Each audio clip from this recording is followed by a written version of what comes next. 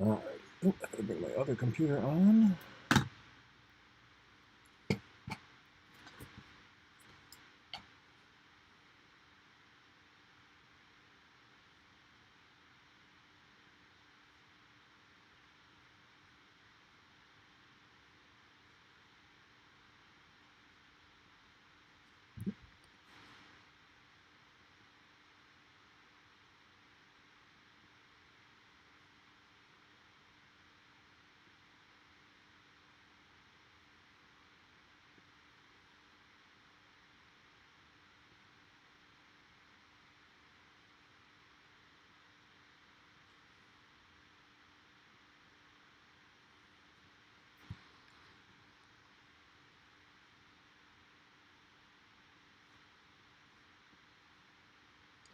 Yep.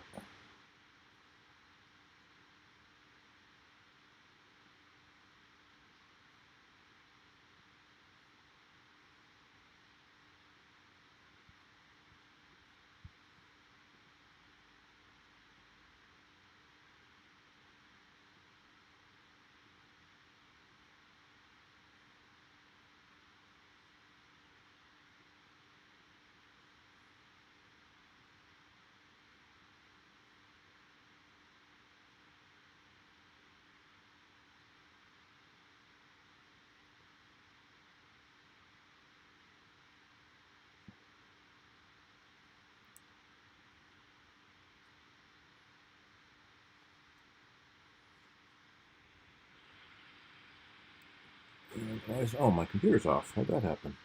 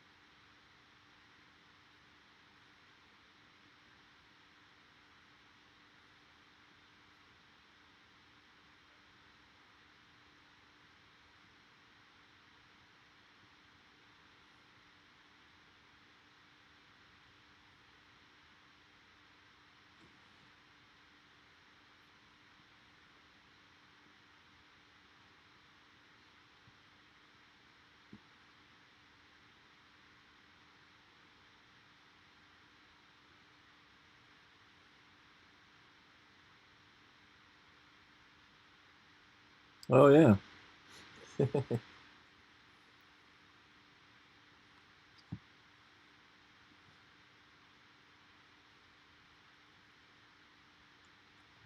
And Matt Berry. He's on the watch now, too.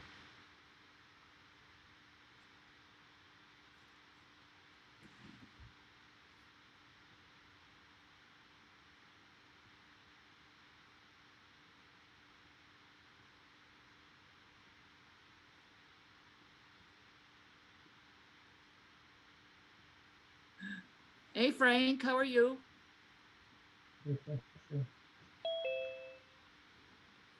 Ooh, everybody's connecting here. Bob? Hey, Sorry I missed your meeting again. I'm going to get there. Yeah, we had a good one this week. I know Monday at 4 just seems to be a bad day for me, but Yeah. I'm hanging in there. And Doug, you ready for your presentation? Oh, yeah. I Okay. hope I won't put anyone to sleep. And Ken, I guess the Super Bowl is your thing, huh? Just the Bills. Just the Bills? Okay. See? I was rooting for Tampa Bay because I used to live down there once upon a time. So, and Charlie, you're in the dark. Well, yeah, I need some help here. I'm trying. I opened up my iPad, and I was scrubbing around on the screen, and I've blown it up to where, it's huge, but I can't get to all the parts of the home screen. What do I do, guys? Light a candle. You should be able to pinch or zoom to shrink or enlarge it. I think we're getting there, Steve. I think you're right here. It took the 3-finger tap, but I think I'm getting there. This looks interesting. You just got to remember to use the right finger. Well, actually, my experience with these things is it doesn't mind as long as it gets 3 of them. But okay, thank you very much. Hey, Charlie, in about 30 years, you're going to be an expert. Yeah, Charlie, I think some of your issue is you got a big light behind you that's casting I a know. shadow, and there's no light in front of you. Okay, that's absolutely correct. I am at the moment logged on to Zoom on my MacBook, but the lighting is set up for me to use the iPad. So Steve, I'm that's going not to. a light. It's a halo. Ah, yeah. I will never be either a genius or an angel, Ken. I got to tell you. Ken, I looked all over the internet for Josh Allen wear, but I couldn't find Wyoming. any, so I bought a sweatshirt All right. Wyoming. because he went there, right? Yep. He was a Wyoming. No, my dad grew up in Wyoming, so we Yeah. have Wyoming roots. Yeah. That was the only school that offered him a scholarship. No one else even gave him a sniff of a scholarship. He had to send out 1,000 emails just to get someone to notice him. And that's how he got to Wyoming. Wyoming. I used to live in South Dakota Oh, once upon a time. Black Hills area, Rapid Oh. City, Rapid, Oh. right?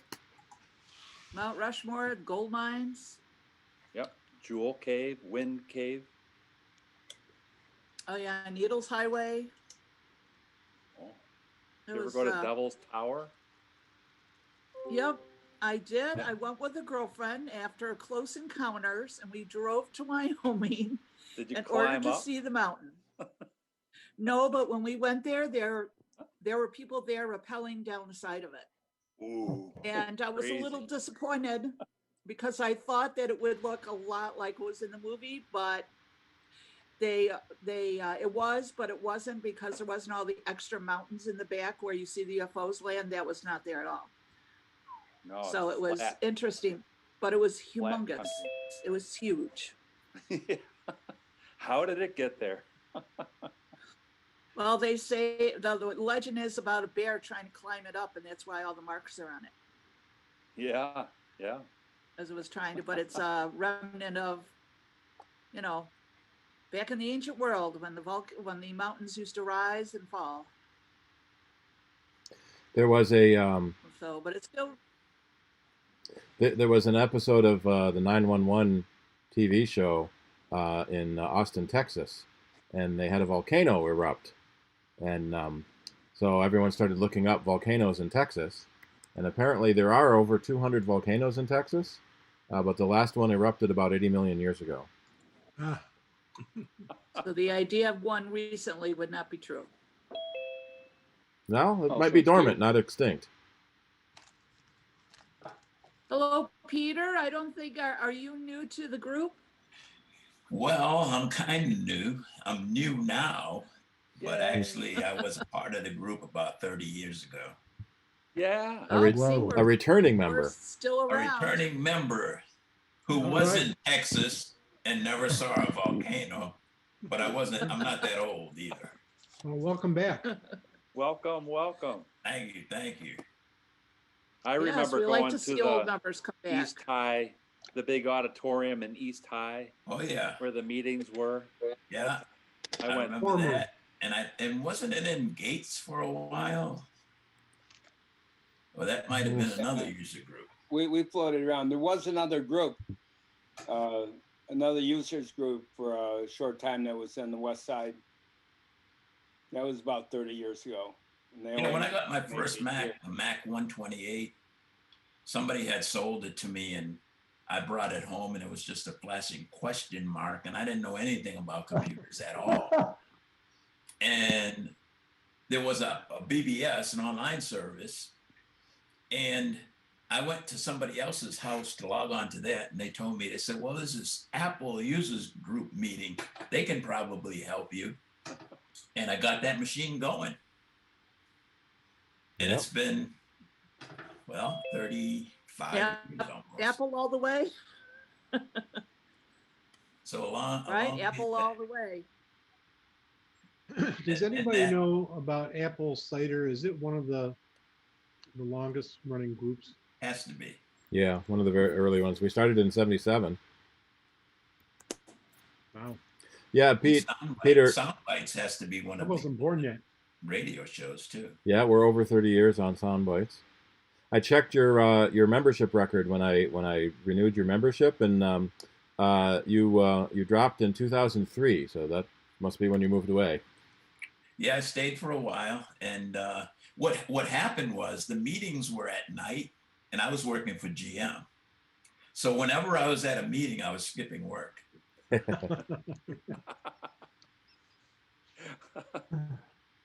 But the meetings were great. I mean, there was no such thing as recording them or virtual or anything like that back then. No, how things have changed. I remember getting snail mail, the CIDER bulletin. Yep. Like mailed out. Snail mail.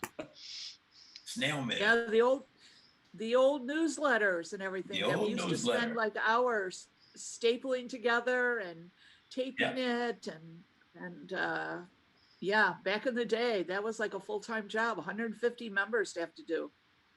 You know, it was interesting. Now it's gone. Kind of miss the old newsletters. Still have a pile of them somewhere. I had Mac's Last Stand bulletin board service too, before people could get on the internet, the World Wide Web, before it was open. And I sent a lot of people over to the meeting as well. And they would tell me, yeah, I was at the meeting, tell me how much fun it was. And I couldn't go because I was working. So. So you were at a professional meeting. That was your excuse. Yeah. That would help my job. See, we did have some holidays that fell on the time when the meeting was being held.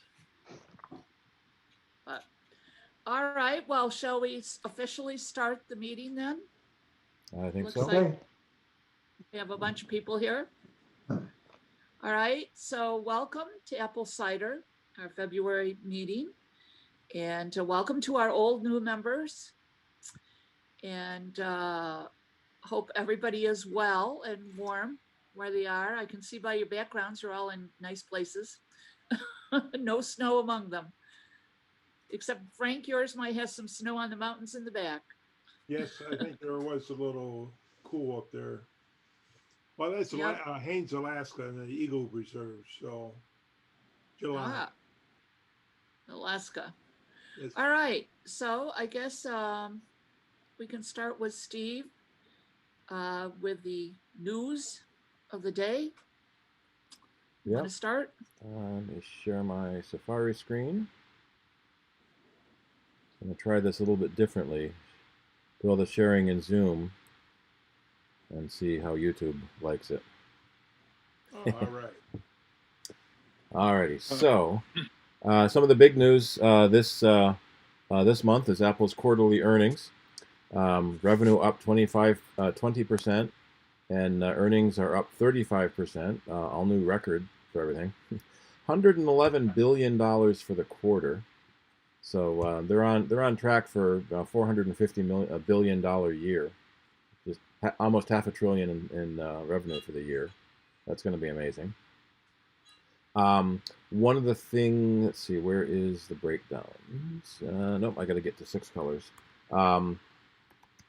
Jason Snell at 6 colors always does the breakdown of the.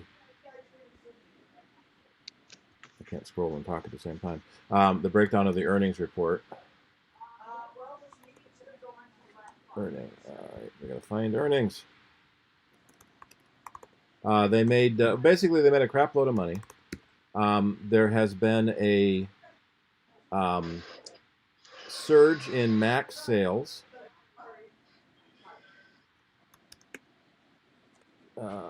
What quarter are we in now?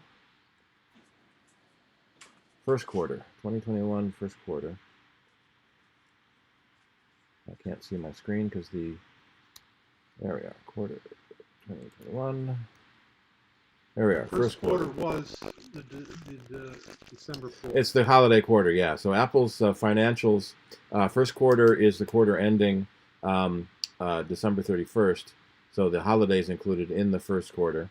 And so, as you can see by the graph, typical first quarters are up, for every quarter. Are people seeing the Zoom, the CIDER, my Safari on Zoom? We're not seeing it on YouTube. Nomogram. Let me. I'm gonna have to change this. Hang on just a second. Let me change the YouTube. It doesn't want to show the big window. All right, let me go back to this window. And so for breakdown by category, the phones are still the majority of sales. iPad and Mac are tied. Services are what's been growing significantly lately, and that's the iCloud service, iTunes service, and all the other subscription services. You can see profit is up, so $28 billion in profit for the quarter, and 21% over last year. So for Macs, Macs was 8.7 billion for the quarter. So the Mac revenue was down over previous quarter, but it's been trending up, and a lot of that is because of the new M1 Macs are really selling a lot. And the benchmarks we're seeing and reports we're seeing is how amazingly fast they are. In fact, one of the things that we heard is that Intel is giving out demo units of the MacBook Apple Silicon to show how great Intel computers still are. The 10th generation Intel chip is out, so they're giving reviewers a new Intel Mac, a new Intel PC, and an Apple Silicon Mac. And Paul Thurrott, one of the big Windows reviewers, was saying he kind of likes the Mac, and it's great for what it does. Let's see, iPad was 41% higher than last quarter. iPad revenue, $8 billion. So one of the things people have remarked is that each of Apple's segments would be in the Fortune 100 by itself for the amount of money it makes. 65 billion for iPhone, which was up 17%. Services, you can see this line just sort of shooting right up as the services are growing. 15 billion in services, which was up 24%. And then wearables is the sort of the catch-all. Wearables are the watch, and then the home is the HomePods and accessories like the earpods and AirPods and things like that. And those have been skyrocketing too. So it's pretty big, and we can kind of see where the revenues have changed. And as typical, most of Apple's money is coming from the Americas. China has been growing a lot. China has been trending down over the last few quarters because of the growing anti-Chinese sentiment. So a lot of Chinese customers are buying Chinese-made devices, Huawei and Xiaomi mostly, and not buying as many iPhones, but that picked up for fourth quarter. And you can see there it picked up quite a bit in China for the fourth quarter. So apparently they really like their iPhone 12s. Steve, one comment to make. I read something about India. Yeah. They're looking for big changes in India now that they're producing the iPhones and some of the things in India. They're hoping that India is going to be the next big area for growth. Yeah, India has some pretty strict laws about imports. That Apple hasn't had a very big presence in India because they require devices to be made in India. So now that some of the manufacturing plants are coming online in India, that's another a billion user segment market. I think it was Foxconn that is building the plant in India. Yeah. So Foxconn's an interesting company. It's the Hanhai Manufacturing. It's a Taiwanese company, but they have plants in China. Brazil is another big one for South America, and now India is coming online to be able to make products for those markets, especially in the across the rest of Asia. So one of the putting $1 billion into India over the year. One of the interesting things is that a lot of the phones that are made in Shenzhen, China, then get put on shipping containers and shipped all over the world, and quite often they end up back in Hong Kong and other Chinese ports to come back into China. So that was kind of a fun thing for a while.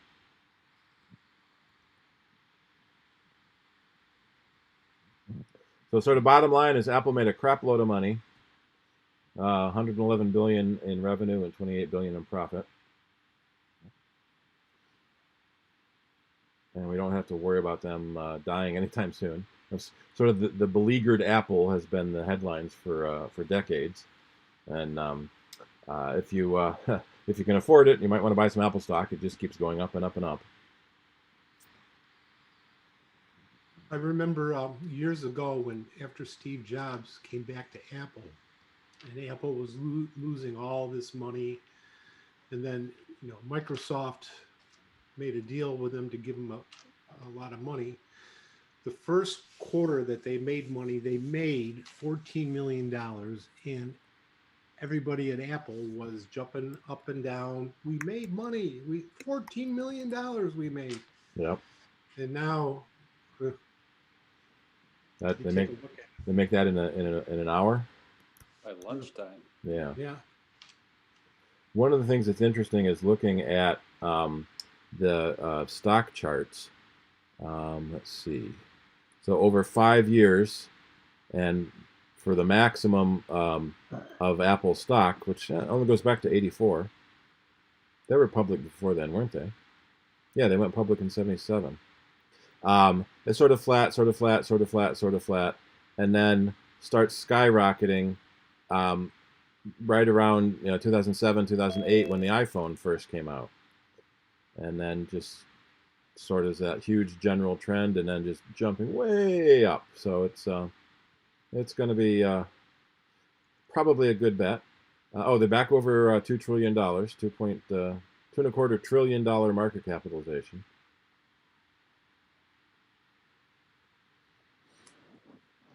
So it's one of those things where stock is down 20 cents today, but in the long haul, if you keep your stock, you probably could end up making a fortune with it.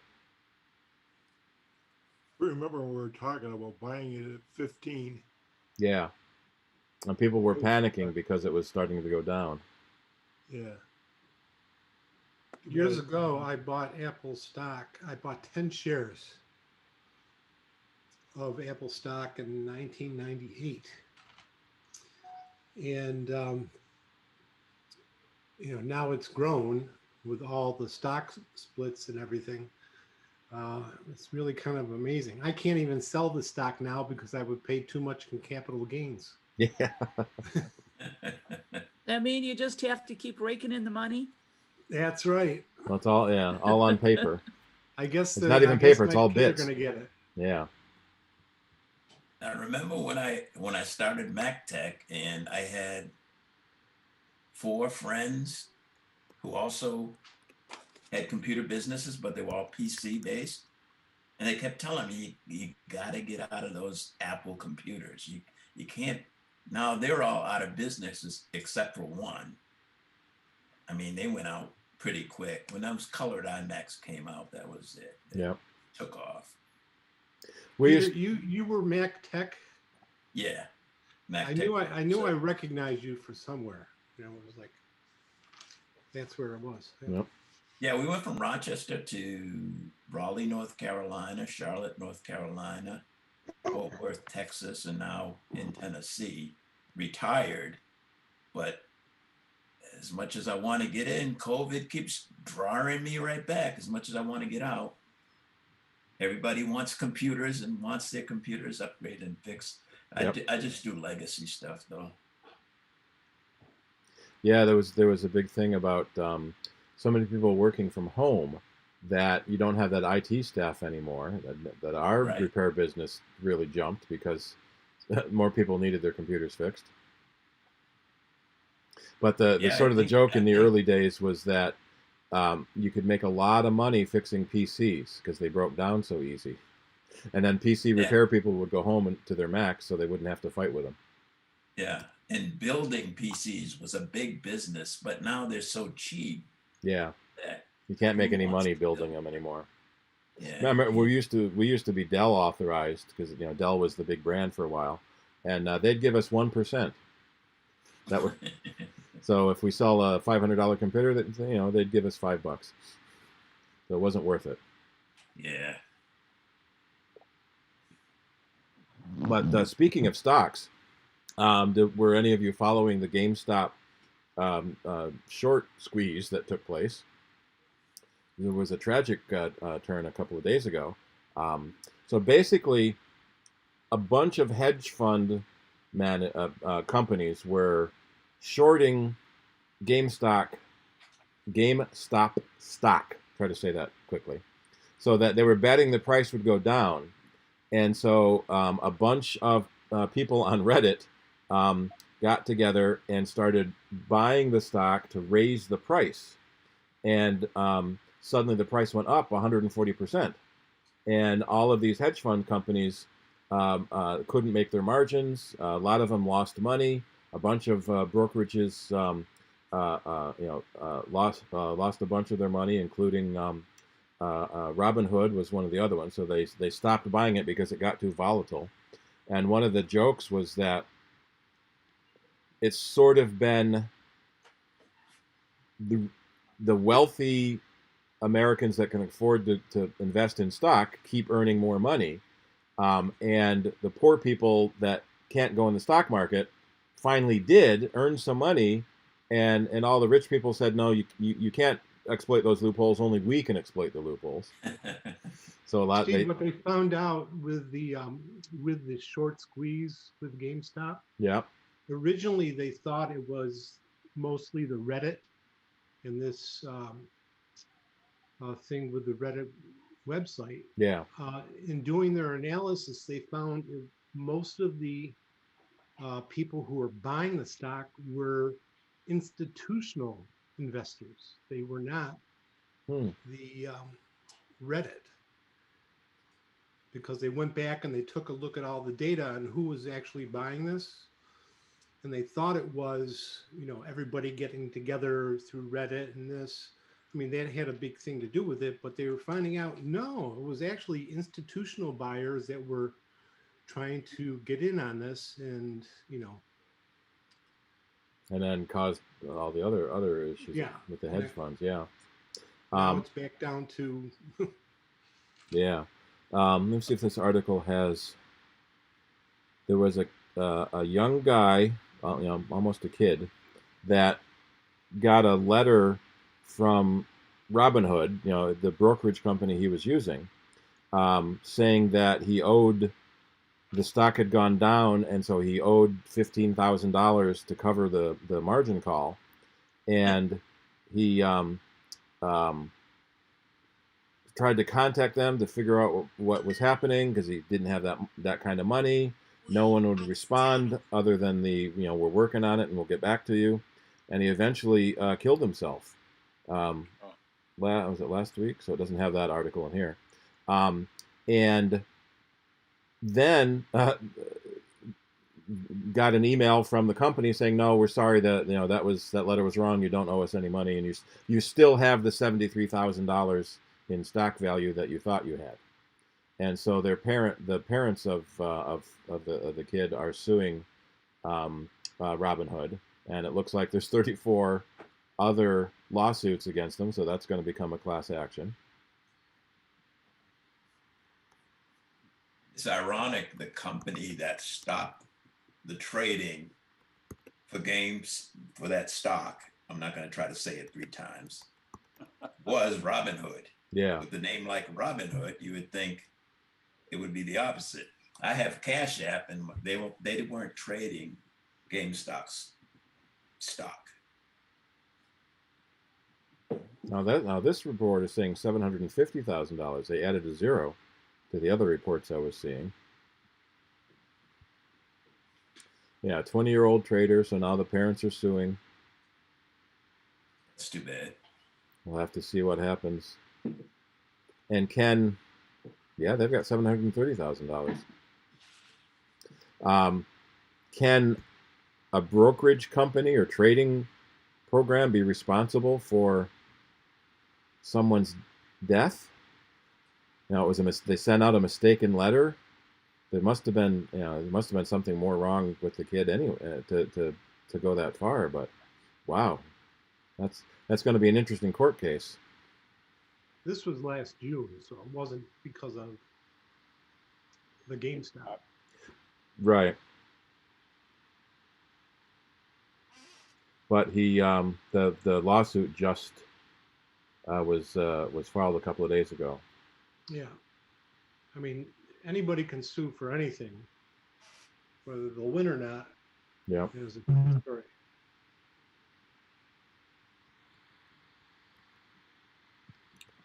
All right, that was that. That was that. Some more news.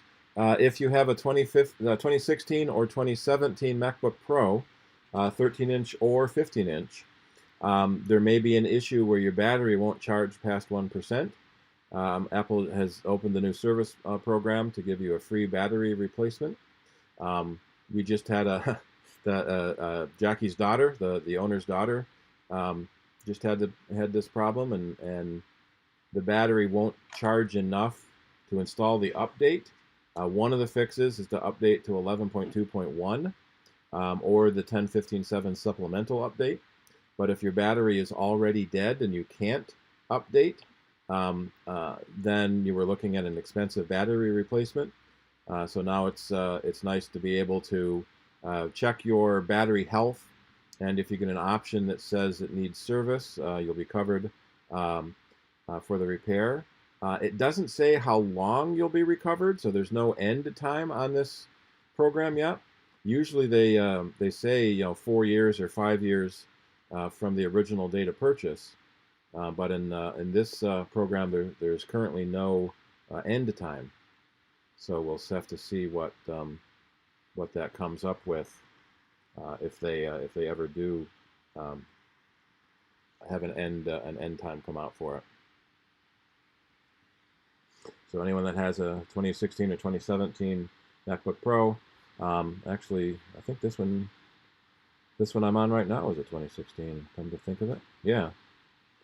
So fortunately, I haven't had any battery problems with this model, but we'll see. Alrighty, anyone else have any other news they know about? Might want to mention? Steve? Yeah. I just wanted to mention, since we're at a little breathing point here, are you thinking of doing the sample ballot Google Forms exercise tonight? Oh, I forgot. Yeah, I'll do that. I'll build that out when one of the other people is working or giving their presentation. Thank you. There we are. Steve, I just had one thing that may be interesting to people. Apple, and this is an article in Mac Rumors. If you go down to older posts, it's about a company called Prepare, and they had a pear logo with a little leaf on the top, and Apple sued them, saying they could not use that logo, even though it was a pear and not an apple, because of the leaf. They said it was too similar to the apple leaf. Oh, yeah? And, you know, a lot of people were very, No, it's going to be too many. very upset about this. They had different online protest things. It's Prepear, as in pear. Oh, that makes even more sense. Yeah, prepare. It was a pear logo. If you go down, there you go. So up on top, you see the old logo, and this is a pear. It's not an apple. And it's close Sometimes enough.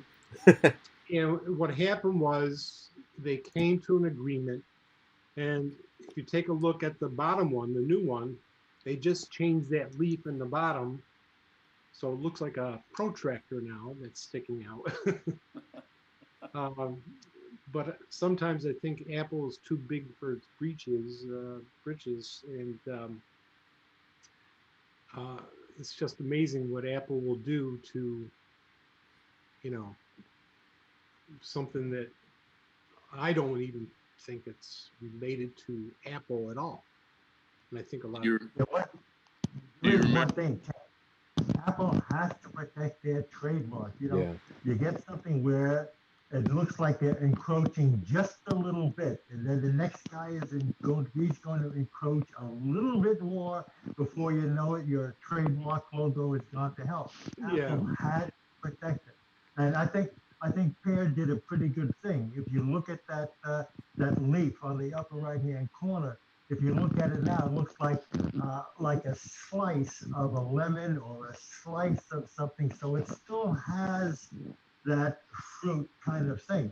But Apple had to protect it. They didn't have a choice. Yeah. Yeah. Disney has been criticized for over protecting their logos and corporate things too. I mean, I take a look at this and what you have up here, Steve, and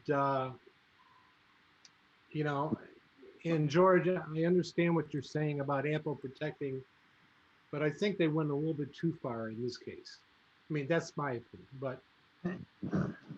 Do you remember when Walgreens sued Wegmans over the W?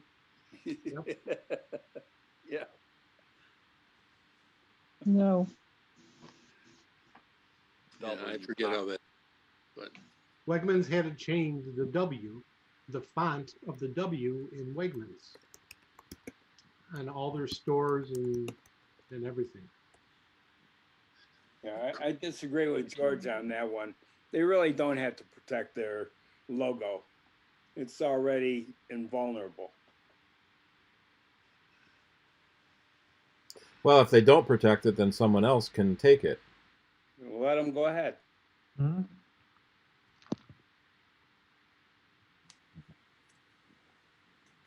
Yeah, so Wegmans and Walgreens were very similar too. And is there a substantial difference even now? No. I don't know if that's before or after. Well, let's take a look. Well, I disagree that they're not in the same business. I mean, Wegmans is in the pharmacy business. I mean, I could see the Wegmans thing, but I mean, the thing with Apple and the pear and the apple is a little bit. Yeah. There was, kind of a generic leaf too. Yeah, the thing is, a leaf is a leaf. I mean, yeah. All plants have leaves. If you're having a plant, you need to have a leaf. Oh, you can't use a leaf, but plants have leaves. And the apple isn't a leaf. Ages ago, Apple Records was a company, mostly known for having the Beatles album, and their logo was a Granny Smith apple, and they sued Apple Computer. In fact, that might be in here somewhere. Over the Apple II GS that could do musics. And Apple Computer agreed to never release a music computer, and Apple Records agreed to never make a computer. There it is. And a few years later, I think it was when the Mac came out, Apple Records sued again for breach of contract, for breaching that agreement. And by that time, Apple Computer was big enough that they bought Apple Records, basically. bought the trademark, bought the company. And you may have seen the sound. Yep, they're talking about it right there. The Sasumi sound, the alert sound in System 7.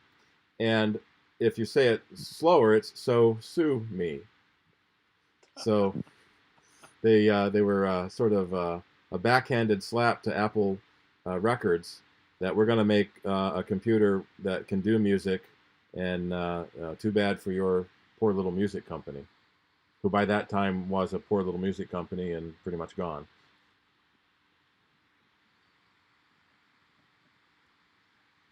And that even was the it was a solid Granny Smith Apple. It didn't even have a bite out of it. Then, of course, on The Simpsons,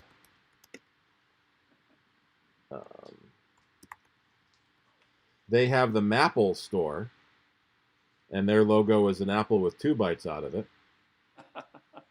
And Apple even uses that logo, a picture of Lisa working on her Mapple computer, in one of the new Apple commercials. So apparently that one is so here's Lisa using a Lisa. That was a good one. Oh, and a cube. I have a cube down in the basement still. Oh, you're the one. Yeah.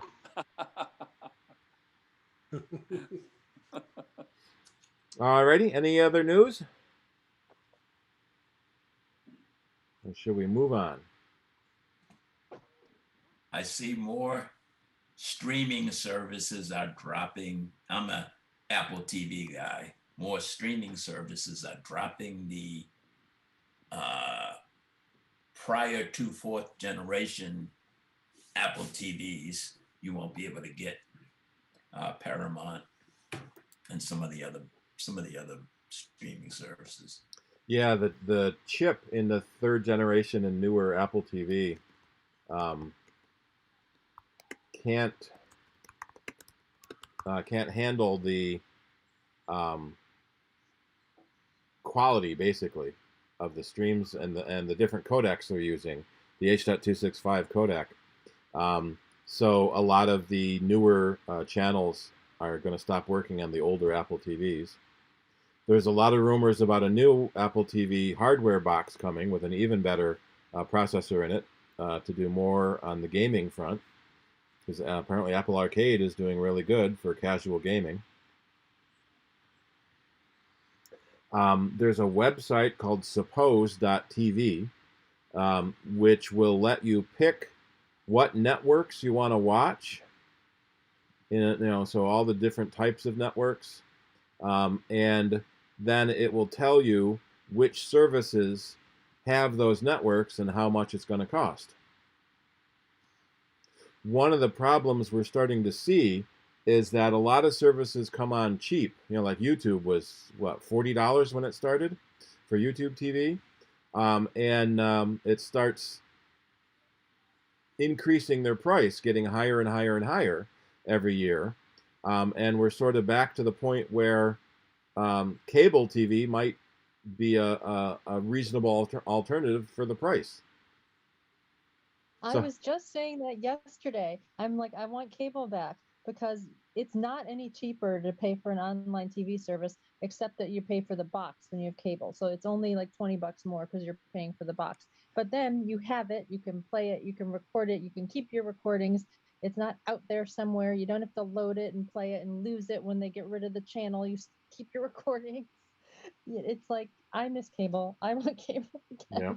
The other problem is they have these different TV services, but everybody's coming out with their own plus service. Yeah. Like HBO Plus, or HBO Max, Paramount Plus, Discovery Plus, Disney Plus, all these different services. And a lot of people, they like everything, a lot of things on all those different services. So they get you for $4.99. And the next thing you know, a year later, you're paying $15.99 and you have 8 different services. Yep. And now that so many movie theaters are closed, we're seeing more what traditionally were theatrical movies coming out on the streaming services.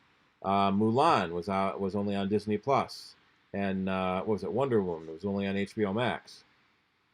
So you can't go to the theater, so now you end up subscribing to another streaming service. In fact, that was back to the stock market. If you bought stock in streaming services, you're probably doing pretty good too.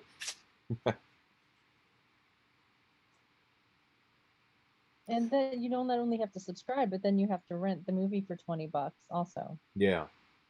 Although that's not quite as bad, because going to the movies as a family, mom, dad, a couple of kids, popcorn and soda, you could easily spend $100. So doing the whole thing for 20, yeah, but for one person, it's a better deal at home. I haven't even looked at like the Golden Globes yet to see what movies. I don't even know. Like, am I gonna have to subscribe to 10 different things if I want to watch all the movies? Probably Golden Globes and Oscars. I'm afraid of it. There is an app and a website called Just Watch, and one of the things they have is they're basically a conglomeration of all the streaming services. So you can watch all of the different streaming networks you subscribe to in one app instead of needing to jump from app to app to app. And you can make a single watch list for all of the shows you watch on all the different services you watch it on. So that's kind of a nice option. So the joke is that why doesn't someone combine all the streaming services into something, called cable TV?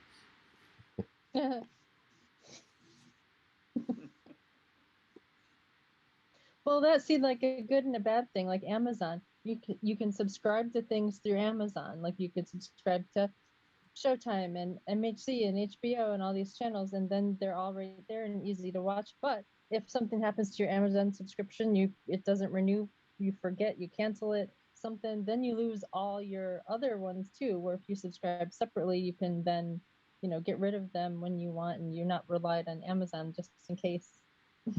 Yeah, a lot of people are becoming more. What's the word I want? You subscribe to a service and binge watch your show for a couple of months, and then cancel that service, and then subscribe to the next service and binge watch those shows, and vice versa. Use the free trial, move on to the next. Use the free trial, move on to the next. Why do I have 6 email addresses? It's the credit card is the other key too.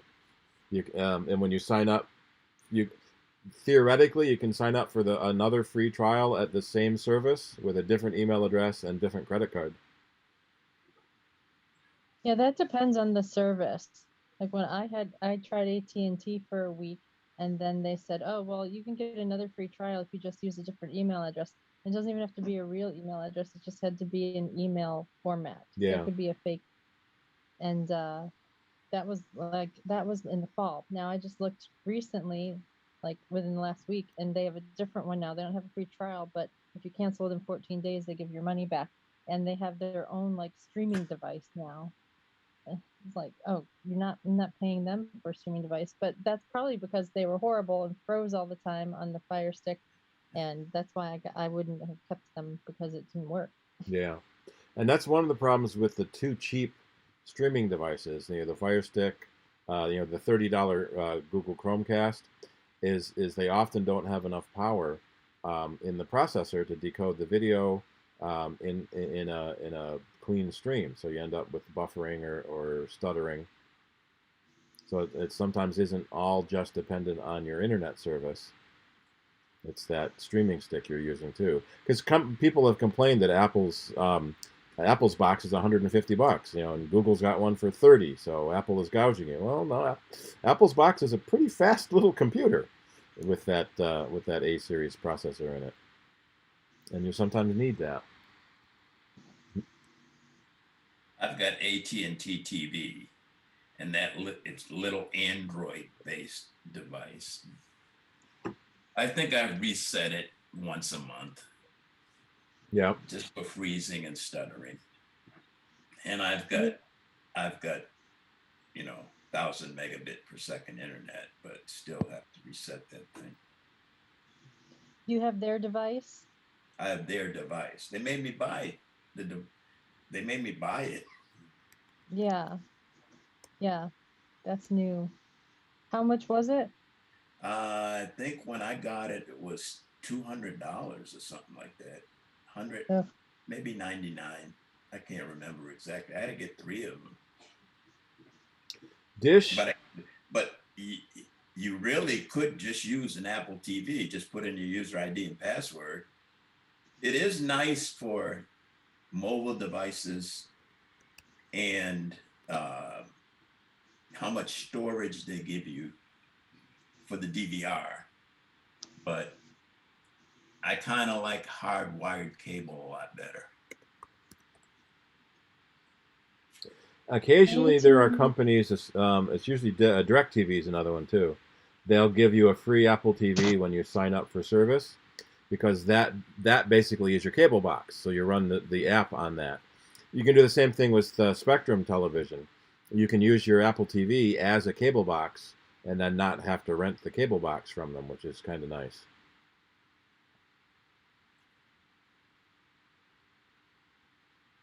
Yeah, I got the Spectrum telemarketing call to get their streaming service, and I'm like, no, I want tennis. You don't have it. Bye. Yep. There's too many streaming services. The whole reason you'd want to pay them is to have the cable box. I'm just annoyed. I'm so annoyed because of YouTube getting rid of tennis and losing 9 months of recordings. So I'm very in a bad mood with streamers right now. Although I did the free trial Fubo recently, they were actually reliable, unlike AT&T, which was horrible for me. But Fubo was a pretty good service, and you don't lose your recordings. It's just expensive, like anyone. It's just too expensive. Have we moved on to Q&A yet? Yeah, just about to. When's your birthday?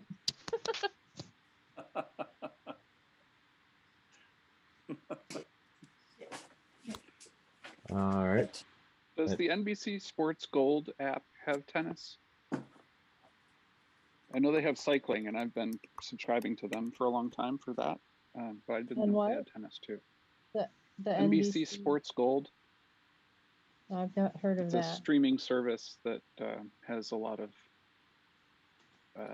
track sports outside of motocross, the big supercross, three of figure hockey skating, and baseball and track football. and field. I don't see tennis on their list.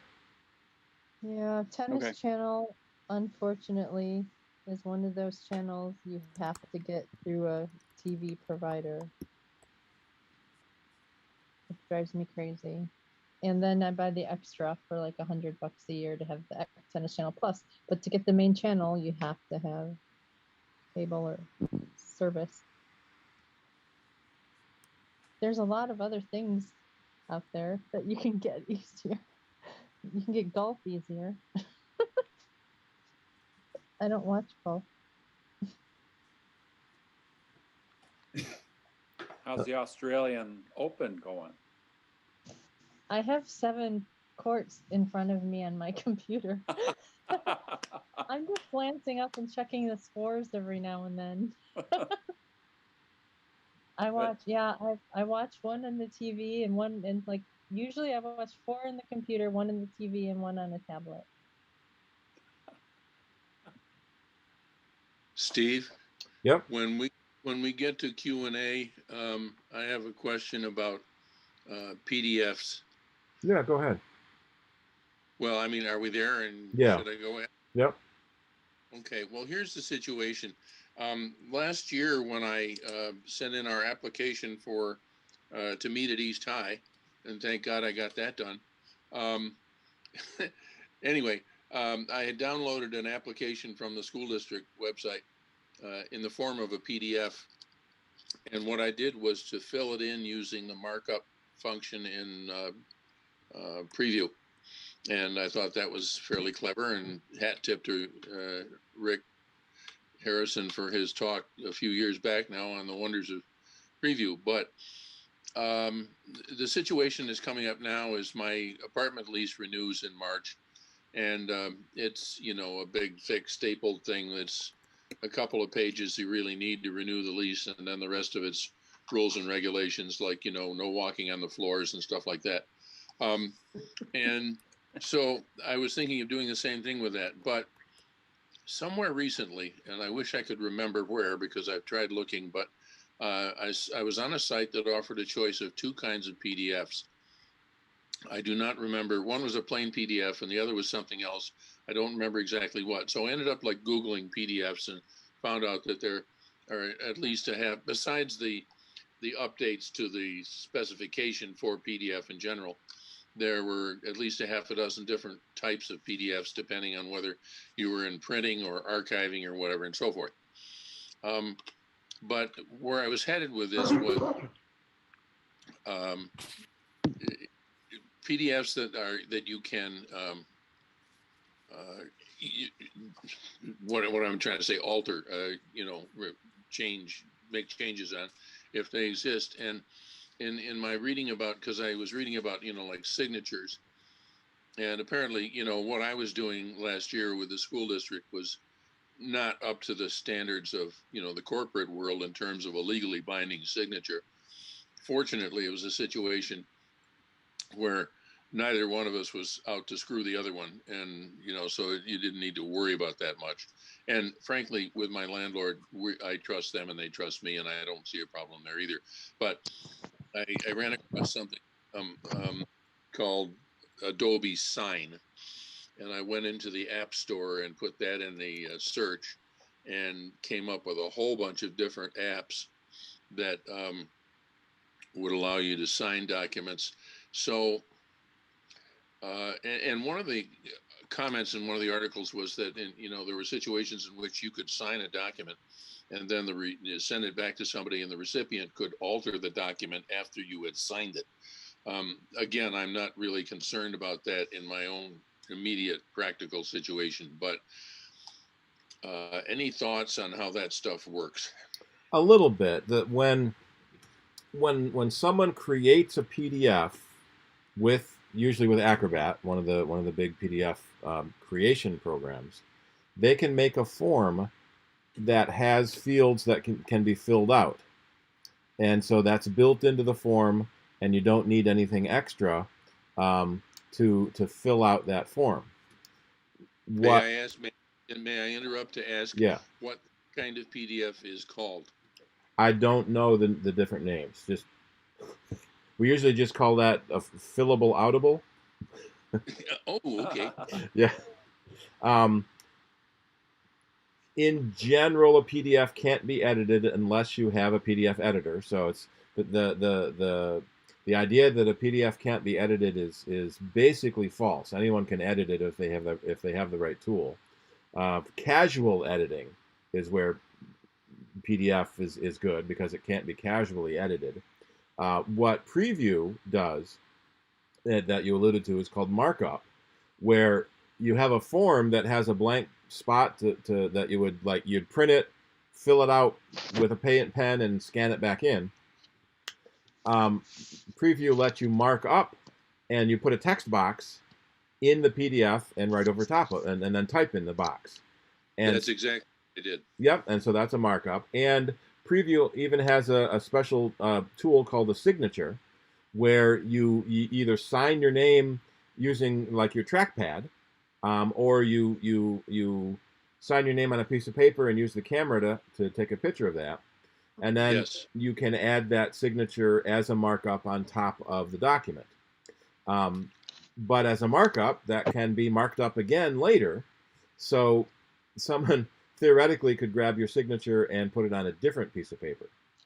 or a different PDF for a different payment. In fact, we've even seen that with some of the malware companies that do a fake service contract and then claim, if you try to dispute the payment, they claim that you signed the contract, and we've seen them, they'll just use a script font and sign your name in a script font as proof that you did buy this thing that was fake and didn't need to buy.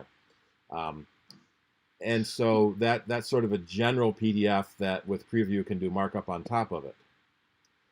And there have been apps, and then Adobe Sign looks like it was originally called Echo Sign, and Adobe probably bought them, where you send it's a signature service that allows you to send a signature form to be legally signed, and I'm not sure why that's legal versus doing it on your own computer. There must be some sort of tracking involved that they can prove that it wasn't altered otherwise. But it's such an easy thing to do to mark up a PDF. But if you want to actually change the wording, the text of a PDF, then you need a more sophisticated program. PDF Expert we've used for a while to do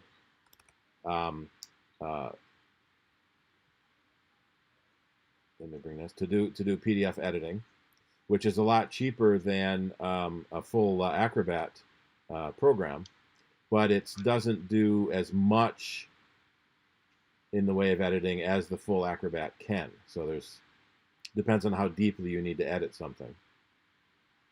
I want to thank Dennis Worster for the references that he's put on the chat, and I will attempt to copy those later during when we're out of this conversation. I think the answer is, for one thing, you talked about unscrupulous people copying your signature from a document and putting it on another document.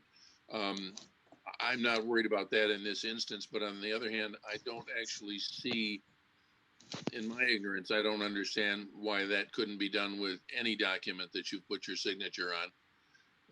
Either by scanning and copying it. Yep. Yeah. And so I think what I'm going to do is with these people is go ahead and suggest they send me the lease as a PDF, and I will attempt to use the markup thing on it and so on. And if all else fails, I will just print out the pages that require the signature and sign them on the paper and mail that back to them or something like that. Yep. Thank you for your help. Sure.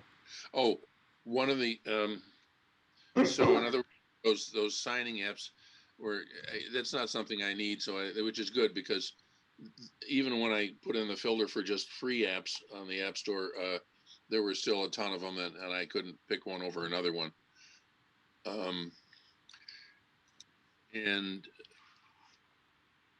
Good, my mind just shut down. Thanks, folks. Yep. And similar to other Adobe products, they don't offer a one-time purchase anymore for Acrobat. It's a monthly fee,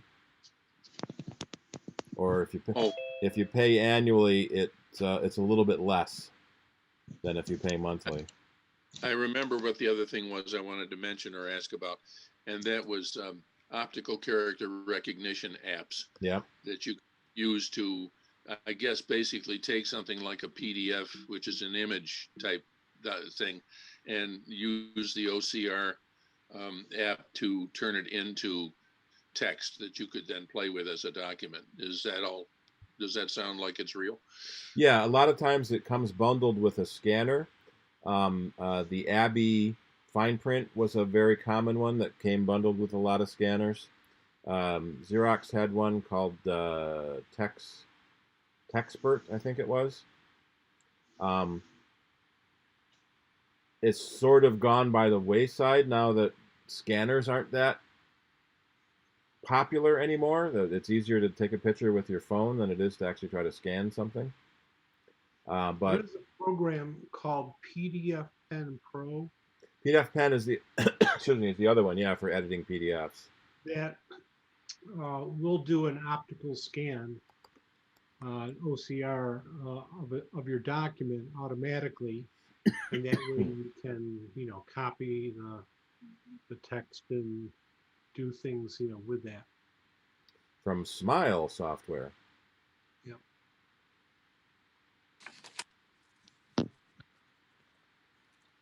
So nice. One of the biggest things with OCR was that they always said it was like 99% accurate. So that's one mistake every 100 characters. So that's one mistake every other line or so, which is horrible errors for an actual typist. But it was a good first step. All right. Anyone else have another question?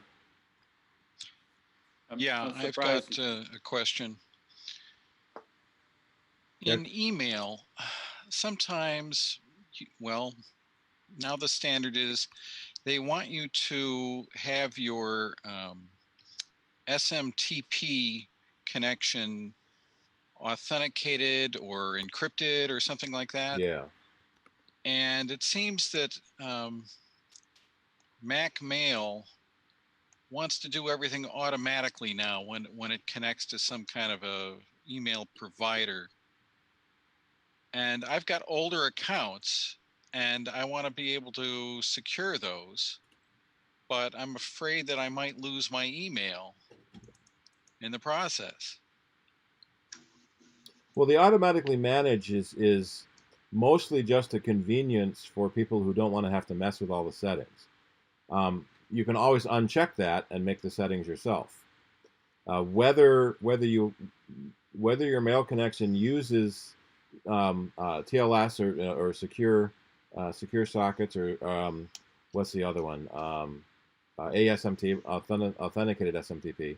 That depends on your mail server and what protocols they want.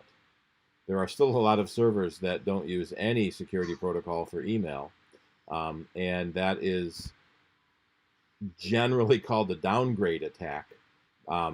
Since email was never designed to be secure, it's easy for a malicious server along the internet to intercept and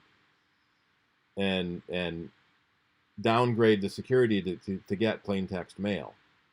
So we're seeing more and more mail servers from the bigger companies going to secure mail during transit.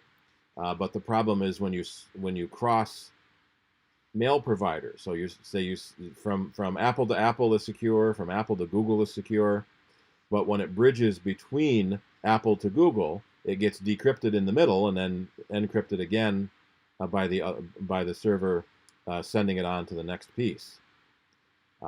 So if the mail server you're connecting to doesn't allow for encryption, then you can't turn it on, and so you have to deselect that automatically managed setting so you can put in your own settings. Okay, thanks. I'll look into that. Yep. And the other thing, to Charlie's point about PDFs and signatures, another workaround you can do is you can drag a PDF into Pages, and then if you have a signature that you've made previously, like as a graphic image, you can just drag that on top and move it around to wherever it is that you want, and then you can print the whole document. Or if you need to create a new PDF, you can. That's a neat way to do it too. Thanks. Okay, thank you. Yeah, I think only because I've done the thing with preview previously that I will probably just try that. Steve, I need to ask, I'm trying to log into the Zoom meeting on my MacBook also so that I can capture those things that Dennis put in the chat, and I'm not getting there. So can you keep an eye out, and if you see me in the waiting room, let me in. I'll try it again. I've got the waiting room turned off actually, so we don't have to worry about it. If too many people break in, then we'll have to turn the waiting room back on. So in other words, should I click on launch meeting? No, go to the easiest way is go to the CIDER website, and then click on the Zoom link in the website meeting notice. That's what I did. Yeah. And allow. Then you can, yeah, then allow it to use your camera and microphone. Yeah, And I just right. heard you come in. Oh, I'm getting well, a doorbell every time someone joins. Does anyone else hear that, or just me because it's, Yeah. I'm the host? I hear it. Yeah, And we all are. thank you. Yep. I hear it. Yeah, we I all only hear got it. up twice. Steve, Go answer the door. I'm amazed that, oh, I'm sorry, Ken. Yeah. I'm amazed you didn't talk about Apple Car. Oh yeah, the rumors about Apple Car. The Project Titan has been around for a while, and it seems to have died off. And then suddenly in the last week, it's gotten huge new news again. That apparently it's no secret project anymore, and it really is coming now. Hundreds of employees are working on it. I think it was last year or the year before that, the news came out that all the employees got reassigned to other projects, and then it came back. There were nothing official has ever been announced. It's all just rumors. There were some rumors that Apple was working on the software to be sold to any car manufacturer who wants to implement autonomous driving. But there was apparently a warehouse in Cupertino. Let me see if this article has it, where neighbors were complaining about noises going on all hours of the day and night. You know, like a mechanic shop. Like car crashes? Well, not crashes, but engine sounds and mechanic and lifts and things like that. Windows users. Yeah.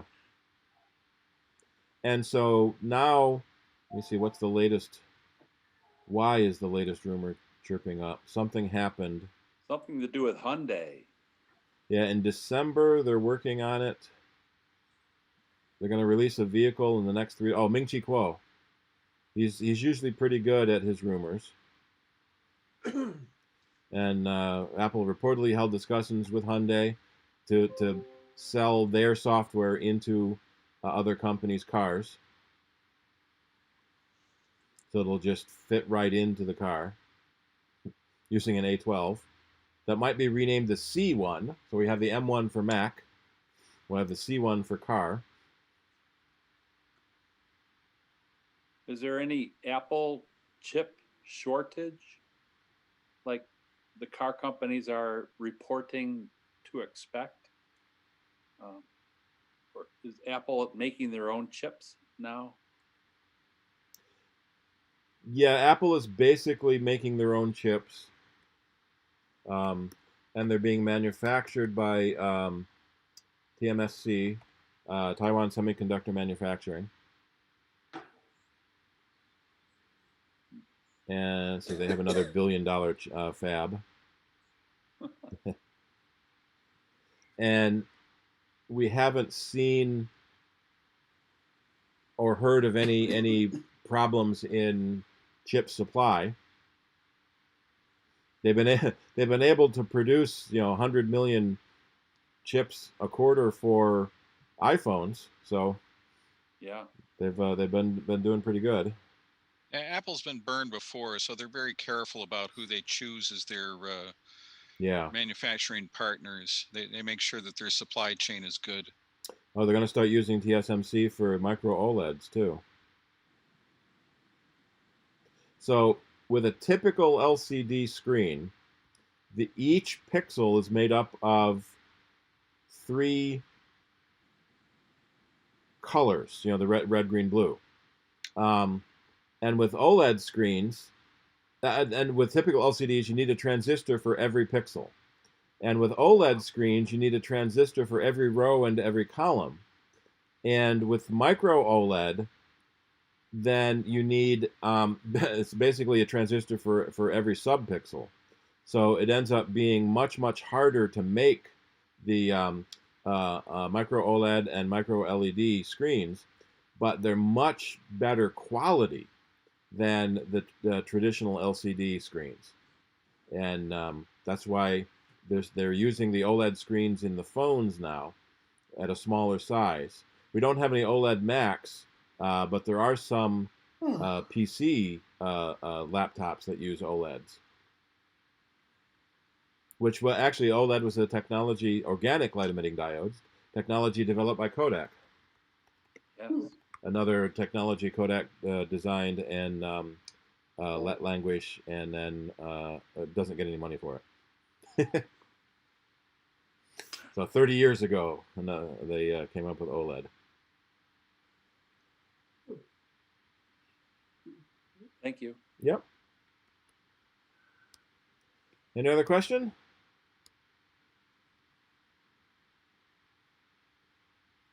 There was apparently, let me see if it has it this here. There's apparently some rumors a while ago that Apple was going to buy Tesla a few years ago, before Tesla started getting really big. And we wonder what would have happened then. Well, they'd go to the moon.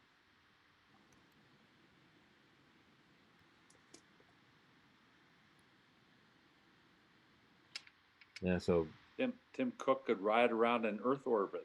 yeah. Well, it's been interesting that this SpaceX Falcon rockets have been basically, proven extremely reliable, but their Starship keeps failing. So, but if we remember back to the early days of the Falcon rocket, they had a huge string of failures.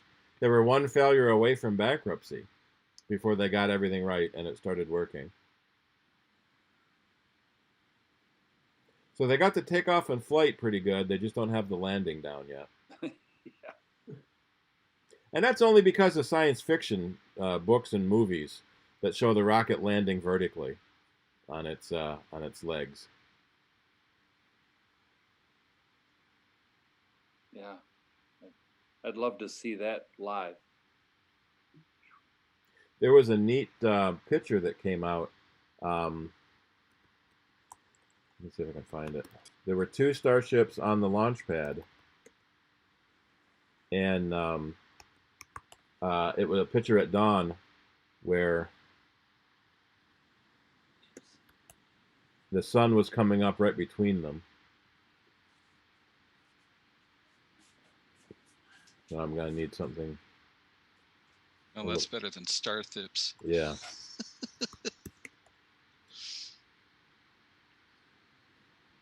And you can never find the picture again when you want to see it. Well, you should download it when you get the chance. Yeah, then I can't find it again in my list of pictures. You need to put it in your iPhoto library. It is, along with 200,000 other pictures.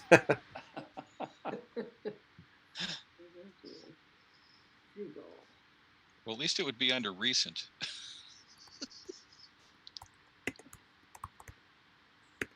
Actually, this is a big week for space. We had, what was it, the UAE Mars lander yesterday. There's a Chinese Mars lander, orbiter, and then lander hitting Mars this week, and then the NASA Perseverance rover is next week. Yeah.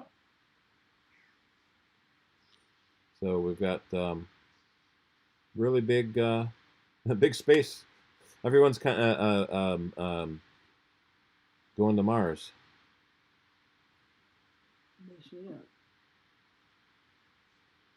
Right. Well, if we're done with Q&A, then maybe we ought to give Dennis a chance, or whoever's next up. Me. Yeah, and I need to take a break and refill my glass. Okay, I can take over. All right, let me unshare my screen. And you can let Dennis pick it up. Yep, where is stop share?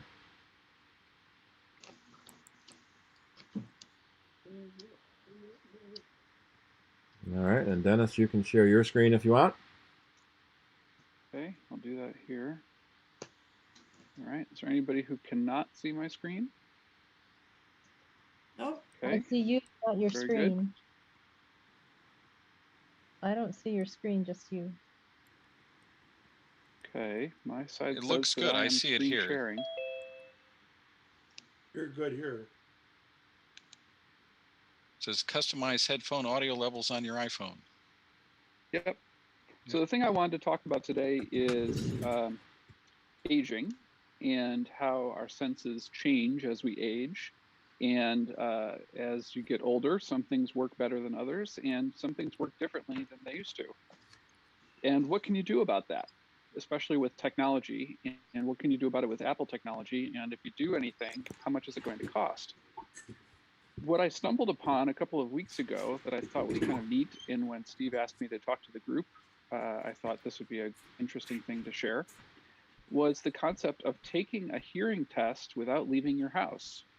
You can use your Apple iPhone and a set of headphones Hot chocolate? and download an app called Mimi Test. It's called Mimi Hearing Test. It's available for free. It's for your iPhone. And what you do is you sit down and you take a test, and the test takes about 6 minutes or so to do. And what you get when you're done is a profile of how well each of your ears hears certain frequencies. And you can use that profile, that set of graph data, and save it to Apple Health.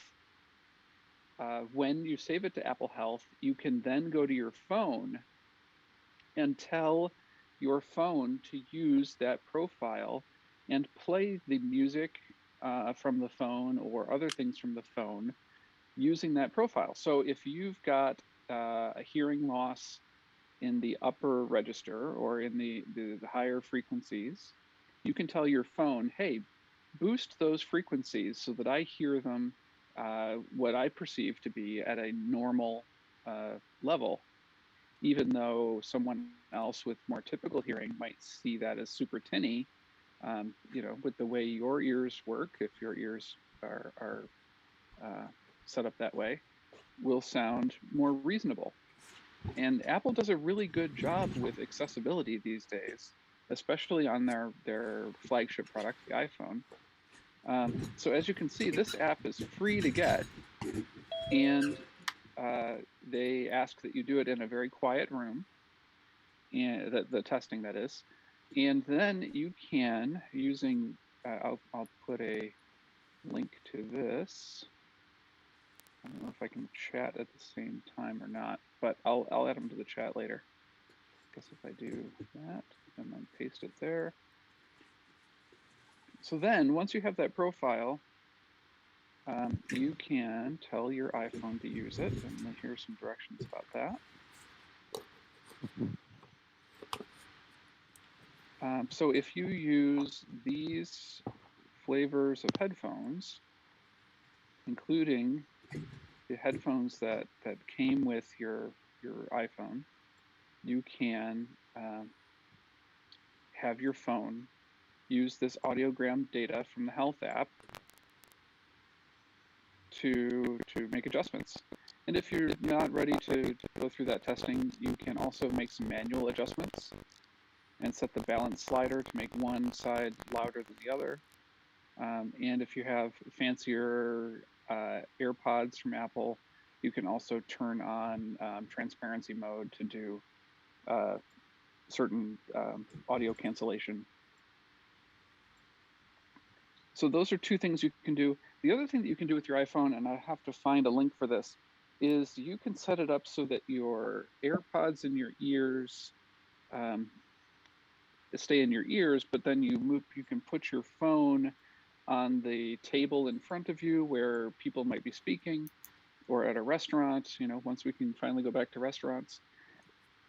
And the very advanced microphones on the iPhone can then filter out a lot of the background noise and make sure that you hear much better, higher quality filtered audio to make the other people you're with sound more prominent and easier to understand. So these are ways that Apple has built in technology and significant value that's been there this whole time, that doesn't cost you anything additional to take advantage of.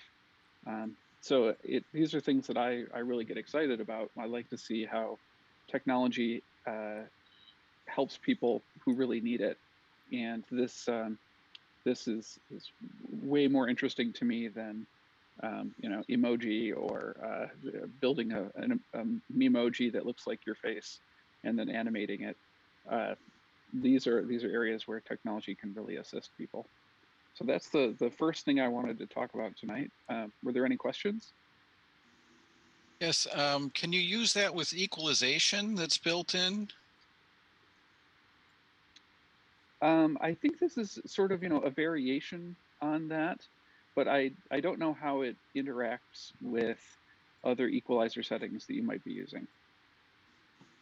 You'll have to try it and let me know. I can see here that you might have to turn off music EQ in order to do the custom audio. Dennis, this is fantastic stuff for an old deaf guy like me. Does any of it, does it only apply in like the music app? Of course, you could, based on what you just said, if you were listening to other people talking at dinner, the answer to that is no. I don't have an iPhone. I have an iPad and I have a MacBook. And I've looked in the MacBook for something like a graphic equalizer I could use to boost the upper end of things. And it looks to me like in the MacBook, it only applies to music player stuff. Does that sound right? The headphone accommodations they discuss as being something related to either iOS or iPadOS, which would be for your iPhone or your iPad. These don't seem to apply to macOS equipment, at least at this time, as I understand it. And it seems to have settings that apply to phone calls, FaceTime calls, and third-party video call. And if you turn on media, then it applies to music and movies, podcasts, audiobooks, Siri and voicemail, and live listen. And I think live listen was the thing I was talking about. Right.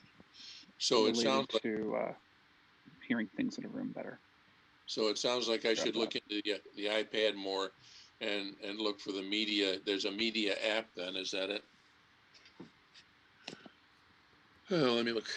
There is a Mac app. Let me find the chat window here. So this is basically an inexpensive hearing aid. Right. Sure. For no additional price. And if you've priced out hearing aids lately, they start to make an iPhone look pretty cheap. Oh yeah, $5,000 to $10,000 for some. Mm-hmm. They do, and I really appreciate the business about exploiting the capabilities that are built into Apple stuff that you don't even know about, I did find a free Mac app called EQ Mac that looks like a pretty interesting equalizer that will do pretty much all of your audio. Listen What about clear? What about background noise? Does it adjust for that? The live listen feature does here it does attempt to filter out background noise.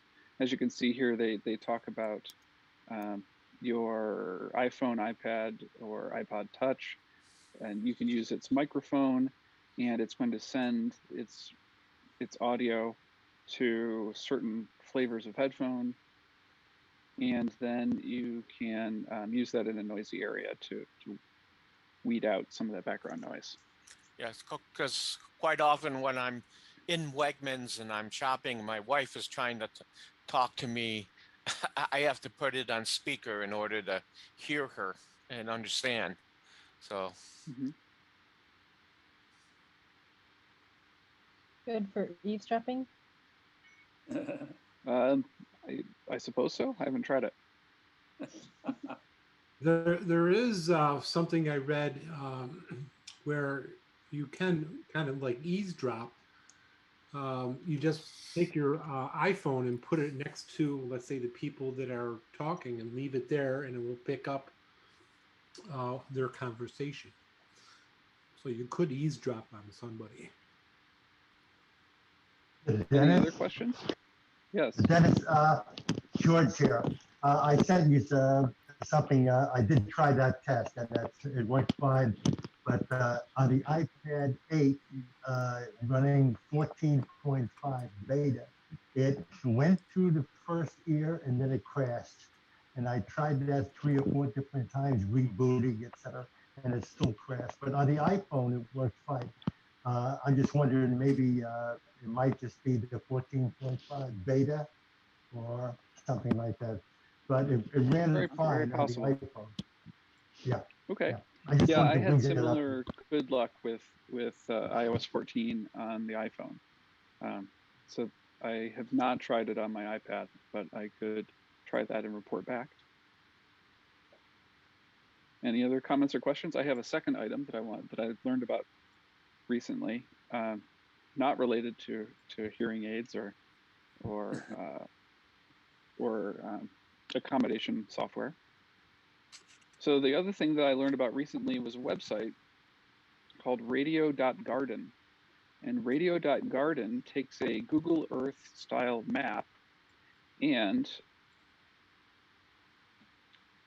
shows you, I don't know if you guys can hear that or not, but I don't think I'm passing my audio through. But each one of these little green dots is an internet streaming radio station from that part of the world. Oh, good. So if you zoom back out here.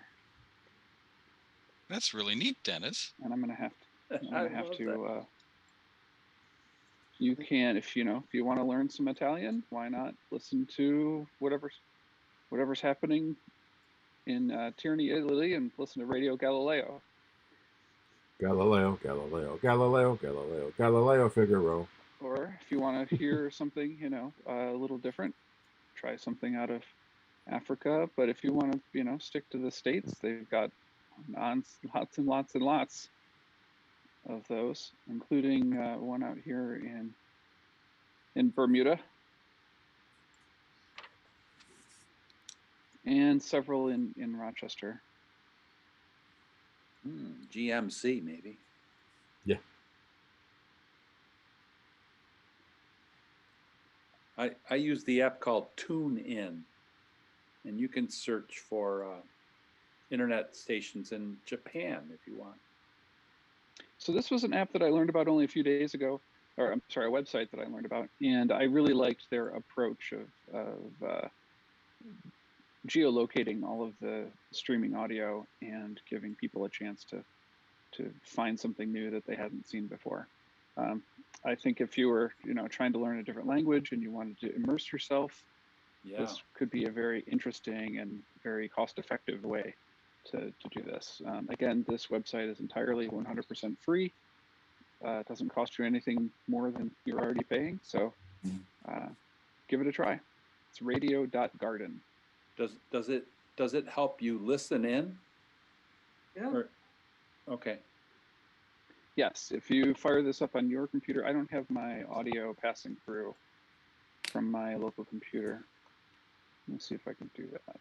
So you can get the traffic report in Rome. Yep. Yep, that's exactly right. Wow. Record. I heard it there for a Share second. sound. So if I do share sound and I pick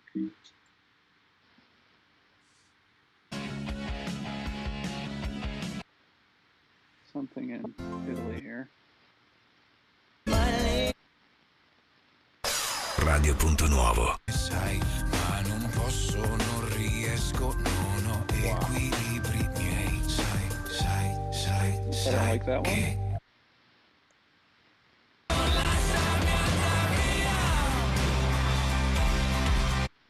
Well, it's early morning there.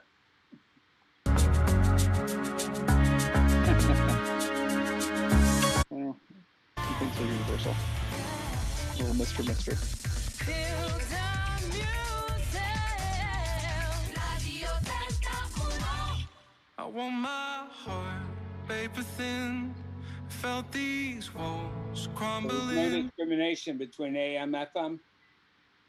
Not that I see. I mean, I've only used it a few times, but it makes for interesting background, to have on during the day. Especially if you want to concentrate on what you're doing, but you need background noise. If it's in another language, you won't understand it and won't focus on it. Right. Yeah, your brain won't try and decode it in the background. No, So see, those are I the would two things I had to share today. harder. I would be trying to figure out what they're saying, and I would totally be focused on it. Wow. I can only have English on in the background. If I play other languages, I concentrate on it.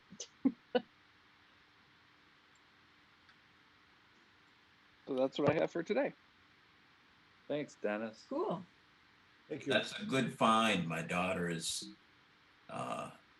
does missionary trips in Spain, so she's working on her Spanish. So that's definitely a good website for her. I just forwarded her the address. Nice. All right, so I will turn it back over to Steve. Okay, do we want to go on to you, Doug? Are you ready? Or do you want to have a little break in between? No, I'm ready. I don't have a screen to share.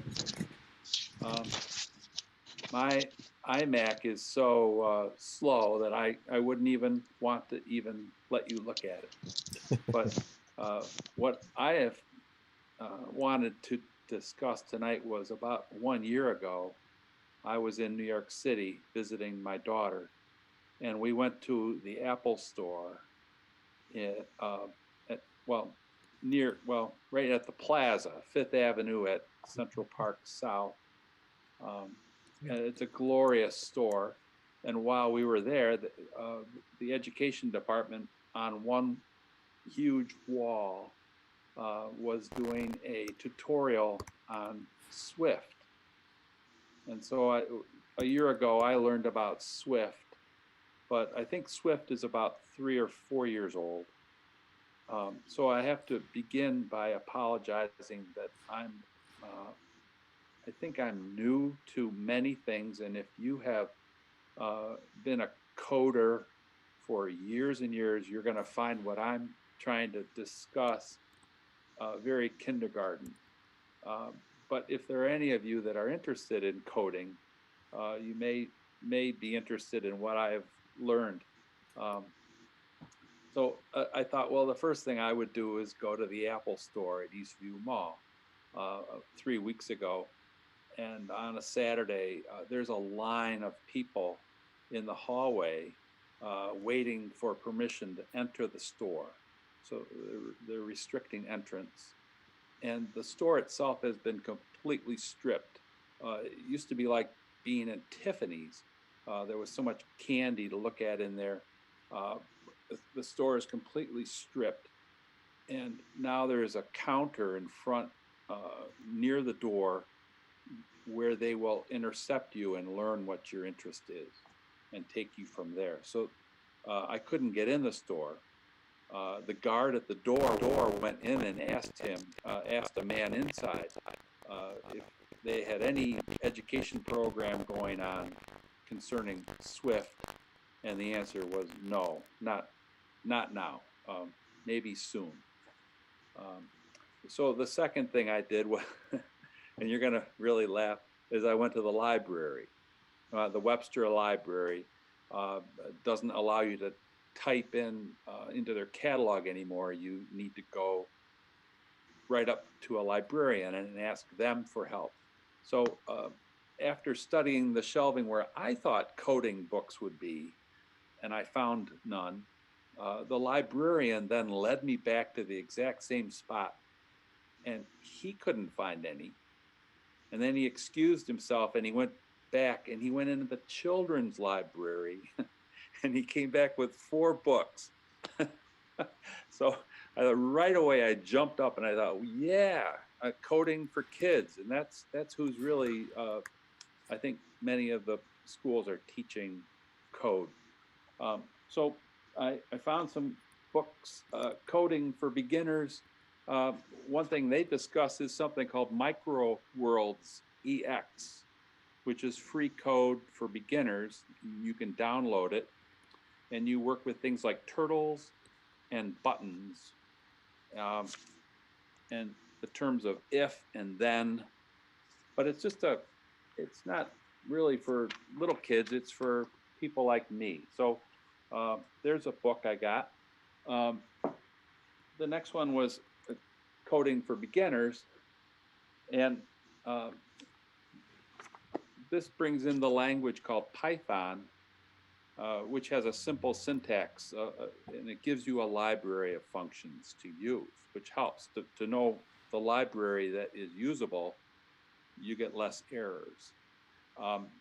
There's also a development atmosphere called idle. Python exists with skills that are similar to C, C++, C is at pound, and C sharp. Java. Oh, C sharp. Oh. Sharp. I get it. Perfect. So C sharp, Java are discussed in this book. Then for all of us, Git coding discusses HTML, CSS, and Java again.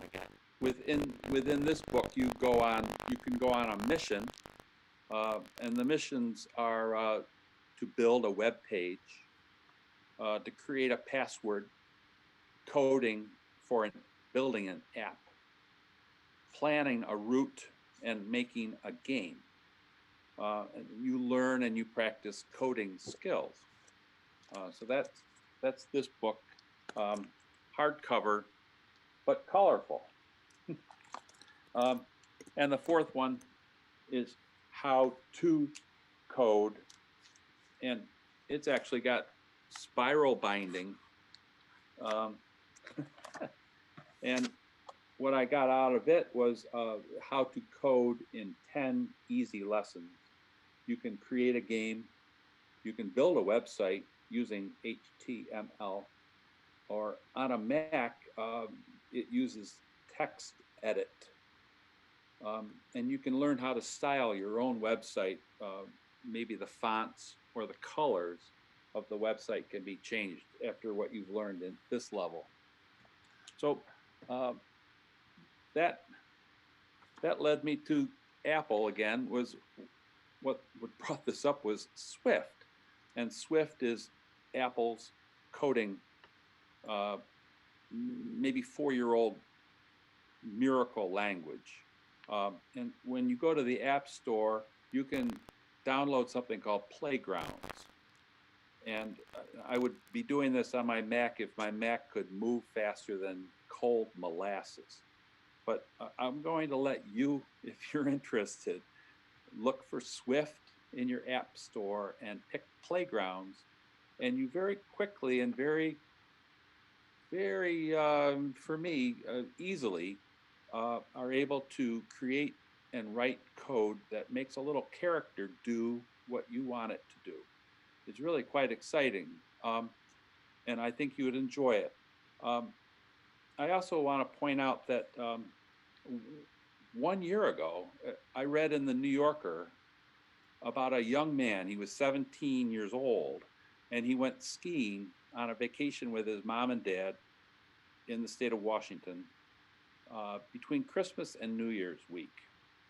And during that week, he was bored, and he built a website that collects COVID information from a Korean news service, Johns Hopkins, and the New York Times. And that website today is my favorite go-to because it breaks down all the countries, all the different states with their unfortunate data about this pandemic that we're in. The website is ncove2019. So ncove2019 Live, and you will be amazed that a 17-year-old on a skiing vacation could code and build this website that I'm sure has been tweaked in the last 14 months. But how did this kid, 17-year-old kid, know about the oncoming disaster that so many others simply either dismissed or missed the boat on? The other thing that I found that I would want to talk to tonight about is I noticed on my phone an app about a year ago when I think it was iOS 13 came out. And it's called Shortcuts. And so I tapped on Shortcuts, and man, it seemed to know, it like wanted to know what I wanted to know about music. And I do listen to music a lot.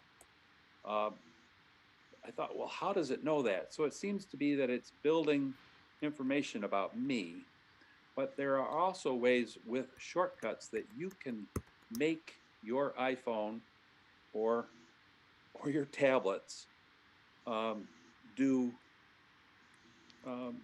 skills for you. But where I'm falling flat on is that I cannot think of many skills that I'm interested in. Until today, I kept fiddling, and there's actually one for how you can hail a car by hitting your shortcut. It might actually describe to you, oh gee, an Uber would be here in 3 minutes and a Lyft would take 4 minutes. But you would tell it where you are, or actually your phone knows where you are, and then you would tell it where you want to go. Now that would be a shortcut for you, but I'm not somebody who has an Uber or a Lyft app yet, but I think I will someday. My problem with shortcuts are that I can't think of anything that I really want it to do for me that would be shorter. It's supposed to be a quick way to get a task done by using your apps. And there are actions that you use that are building blocks of each shortcut. And you'll see, if you go to shortcuts, you'll see what I mean. Essentially, they get input and they give output. One thing I hope Charlie is still listening. I found a little website today that talked about some Apple Design Awards that had been awarded in 2020. One was for an app called Dark Room. And because, Charlie, you did that nice display about, maybe that was August or September, about not photoshopping, but using our photos and building a purple car in our driveway. I gotta stop you here, Doug. That's George. Oh, that was George. Oh, absolutely. Oh. Yeah. I could not tie George's shoelaces. Well, I really enjoyed that. That was great about how he turned his granddaughter's car purple. So one thing that you could use Swift for would be to build an app as quality like Darkroom. It's free. Another one is called StaffPad, which is where I should have caught C# from. But StaffPad, you can actually it's to help you with music writing. I think you can actually play a tune on your, let's say, on your piano, and it will write the music. A third one that won one of these awards this year was called Sharper, which is 3D CAD. So if anyone's interested in music or photos or CAD, somebody out there is using Swift to produce really great apps. And I don't think I ever will be, but I'm hoping to stimulate any of you to look into either Swift or Shortcuts and see if that is something that interests you with your Apple devices. And Shirley, that was all I was gonna say tonight. Well, that was a little longer than the few minutes you thought you were going to talk about. So, but it was I'm very glad interesting. you listened. Yes, yes. Anything new that nobody else may know about, that's part of the idea, you know, and what you may think is, oh, everybody knows it, maybe not everybody does know it. You know, they might be beyond that, or they may not have even known there was such a thing. So, yep. And one Doug, thank you for your presentation. The thing going yes, through thank my you, head Doug.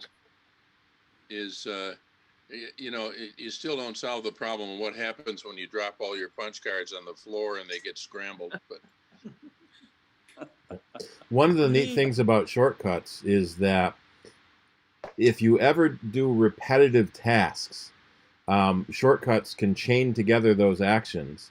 So, you know, you take a picture, you crop it, you apply a filter, and then you email it to your spouse. You can make all of those steps one shortcut, so that it does that for you, and it's pretty neat in what it can automate. It's not on your phone by default. Let me turn that off. But you can download it for free from the App Store. And I'm going to turn this off. And I'm going to do this then. So I'm on screen. And so, yeah, shortcuts. And then Swift Playgrounds is available for the Mac and the iPad. And it's just really, really neat on building easy to understand actions. You start with the simplest, you know, of actions. And it reminds me a lot of the old logo turtle language, where you know, move forward 3, turn right, move forward 2, turn left, Jump and up. yeah, and I played with it when it first came out, and I used to be a coder, but you know, fell by the wayside with other projects. But it's really a neat way to get back into it, especially kids these days. They were saying at the developer conference for the last few years. They're getting kids, you know, 6, 7, 8, 9 years old that are writing these amazing apps, and I think they actually came out with a special Young Developer Award to highlight some of these really young developers. Great. Thank you. There's also live code. I do all of my programming in live code. It's cross-platform. You can deploy to iOS and Android, as well as, you know, Mac and Windows, just with a click. I also use it for all my HTML and database development as well. Wow. What do And you use? it's a language that you can look into. If you go to the livecode.com, you'll see that there's a community version, and you can download that and play with that for free for as long as you want. Okay. All right. Well, Charlie, did you want to talk about the election?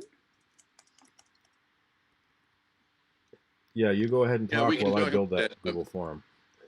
yeah, Steve has put, I'm not sure whether it was in, I don't remember whether it was in the email or on the website, but he's basically listed the candidates for the election, which officially is next meeting. But the way we're thinking of doing this is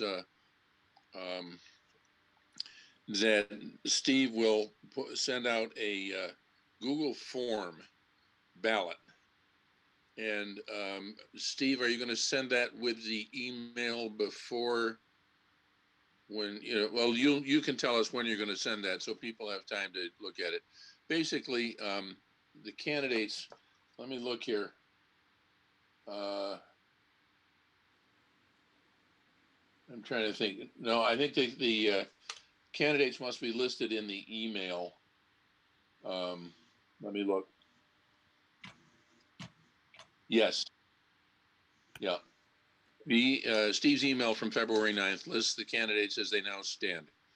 And basically, he's going to, if I hope I have this right, he's going to email out this Google Forms ballot, and then you email it back in prior to the March meeting. And then the results will be announced at the March meeting. That way we got away from having to mail out paper ballots and mail them back in and all that stuff. There's a bit of an honor system element to it. If you want it to be a secret ballot, you do not fill in your email address on the Google form. And if you, for some reason, do want to fill it in, then you're not secret anymore. The one catch with that is that without the email addresses, it is possible for people to vote more than once, but we're not expecting major fraud problems here.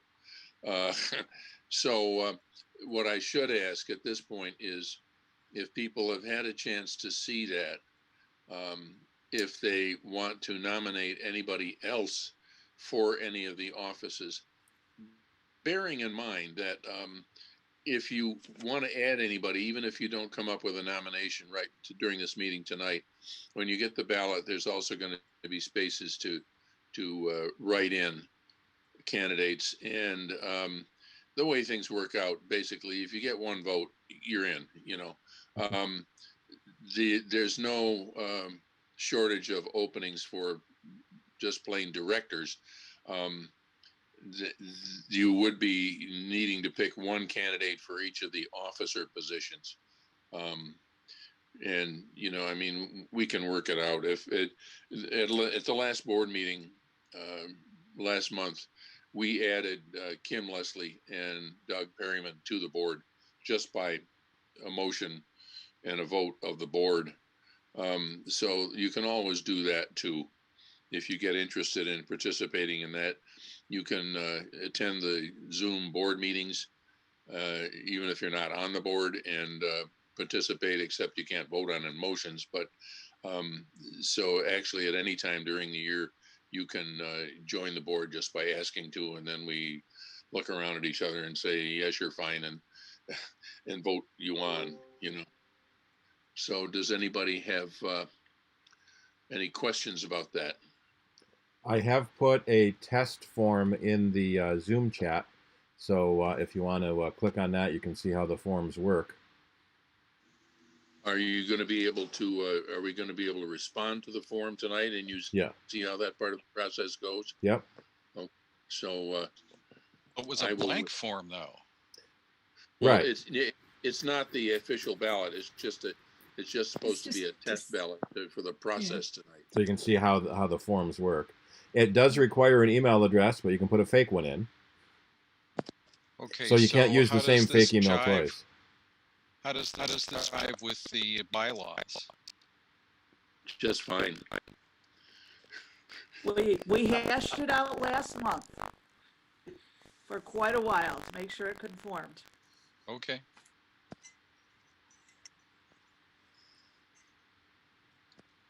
All right. So is there anything else? I see somebody has responded already. Oh. So are you saying that, yeah, I see the email address has a red asterisk, meaning you do have to fill that in. But you can put a fake one in. Yeah. Oh, okay. You can put in a. All right, gotcha. Get rid of this question one vote for option one. No, check option 2. So for the officer positions, it's a radio button, so you can only pick one or the other. You can't do both. So you pick one candidate for officer. But when you get to the director positions, you can pick multiple directors, up to 7, I think it is. So that's why there's a difference between the radio button option. So if you try to pick one, it unpicks the other one, and the checkbox option where you can check candidates on or off.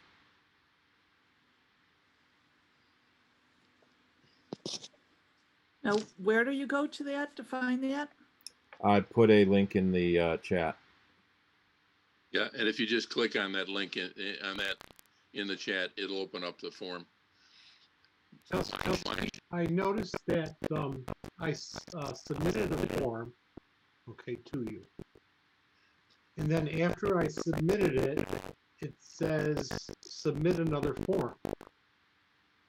So it looks like I can just keep on voting and voting and voting. Yeah, mine says the same thing. Yeah. Right. You could do that, but you know, again, we're depending on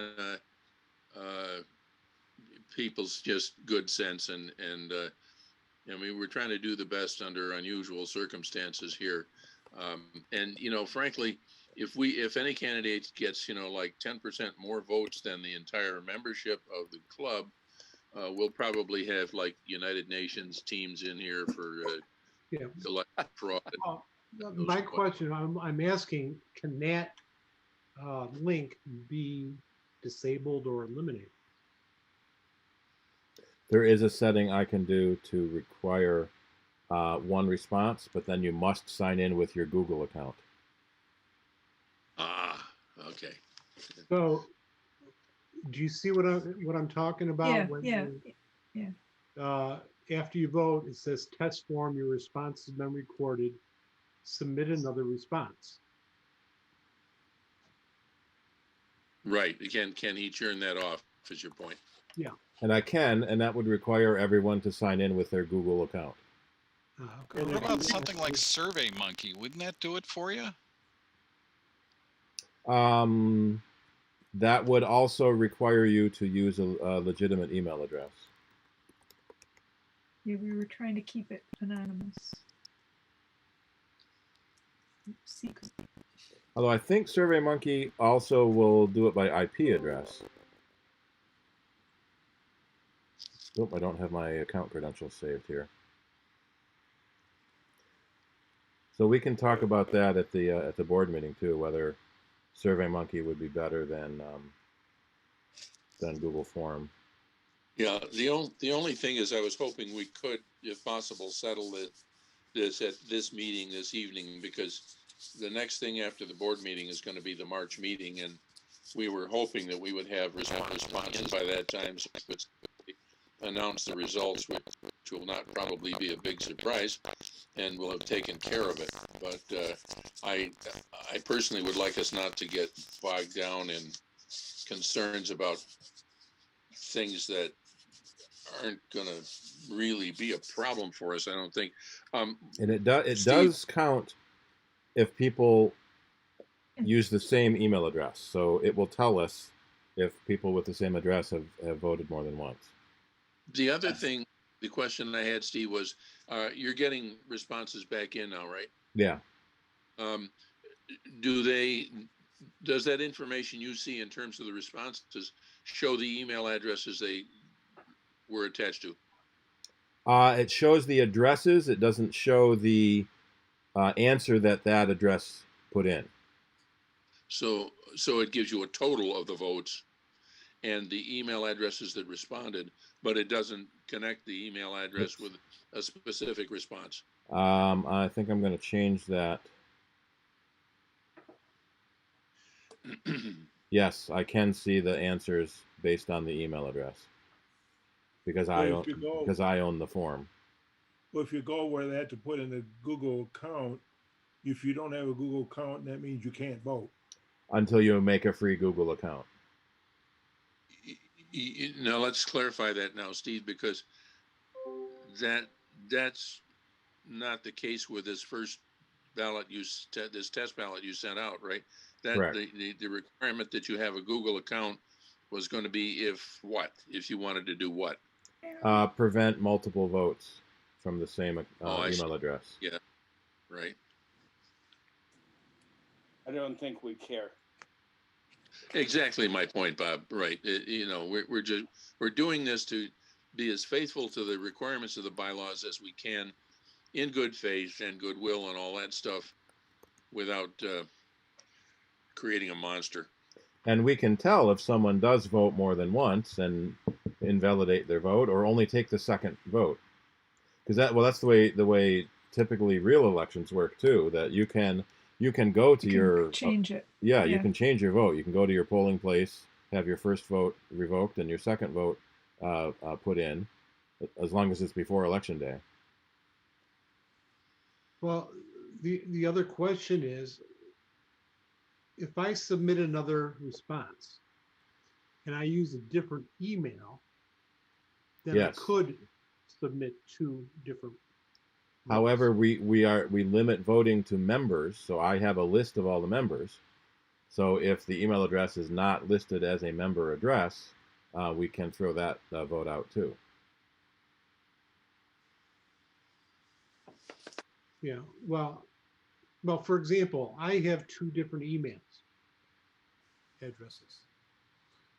So if I use the one that's different from what's on the list for Apple CIDER,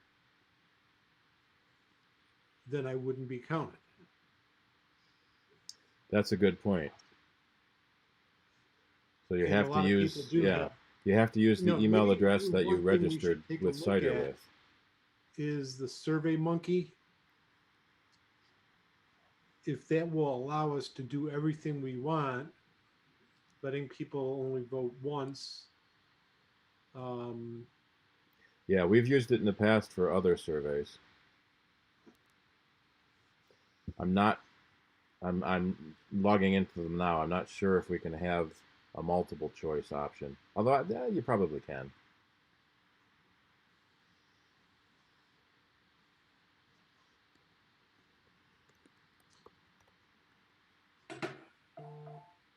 I know that we want to get this, maybe settled tonight. This may be something that the board has to take a look at next week, and then decide, next Wednesday, how we want to proceed. If we just want to proceed this year with the Google Forms, that's fine too, and then figure out how to do this, later on. Yeah, plus our hope is that this will be a one-time thing, and that by March of 2022, we'll be able to meet in person. I don't know. Yeah. Well, but if you think about it, this will allow people who can't be at the meeting to vote. To still vote. Yeah, I like that idea. Right. And a lot of companies do this, online for let's say their board of directors and voting for different things. I just got one from Apple. You just vote. If you want to change it, you click, you can change it at a later date before the meeting. But this is something that if you can't actually be there, then allows people to vote. Yeah, that's a good point.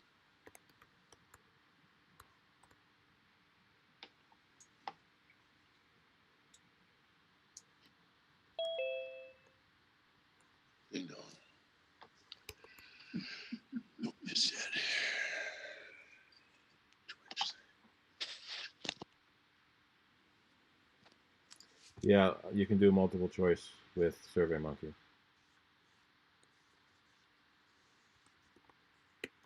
So I'll figure that out, and it looks pretty much the same. Did people see the chat message from Peter Alvis about eballot.com? Oh, yeah. Thanks, Pete. Yeah, eballot.com. Wasn't aware of that one. Nor I. It's something you're going to do on a regular basis. It's an easy solution. It's supposed to be free too, but. Is it free? It's supposed to be free. Is it fair? We want free and fair elections here.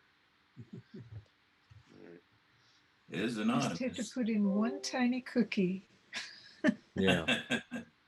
Got to put a cookie on it so you don't. You can block IPs. Different browsers. I like Safari's tracking. 16 trackers on this e-ballot.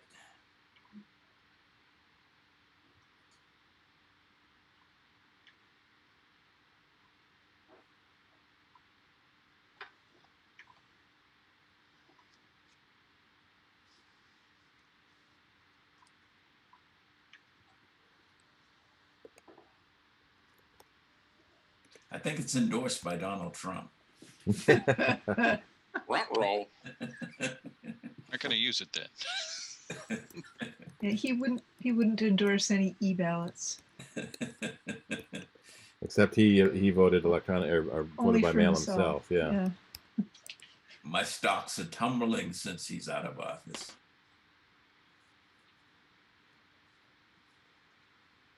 Well, Get all right. different stocks. Yeah. Yeah. What's tumbling? All right. Market's up 11% since election day. All right. We have anything else that we want to discuss? Anybody who's here tonight who's not a little taste of what the board meetings are like.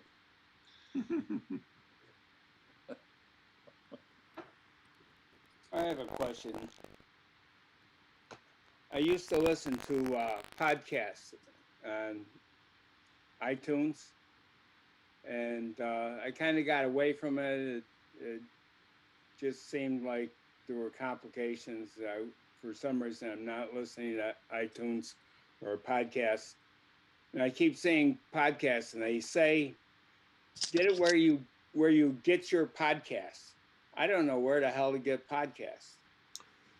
Who uses podcasts? Where do you get them? The podcast app you use will have a link to the library of podcasts. Backup podcast app I use? What is that? You have to use an app to listen to podcasts. It used to be iTunes. So and what app would I use? It used to be iTunes, depending on your system version.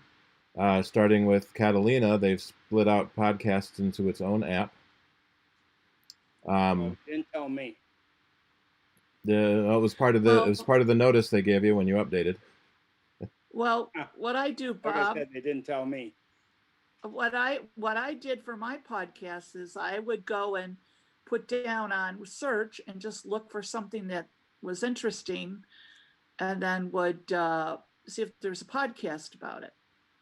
And then a lot of time, once you get one podcast at the bottom of it, if you like that, whatever they're talking about, they'll recommend other ones at the bottom that you can go check out. So Bob, if you go to your applications, okay, and look for podcasts. Well, it depends what OS are you running.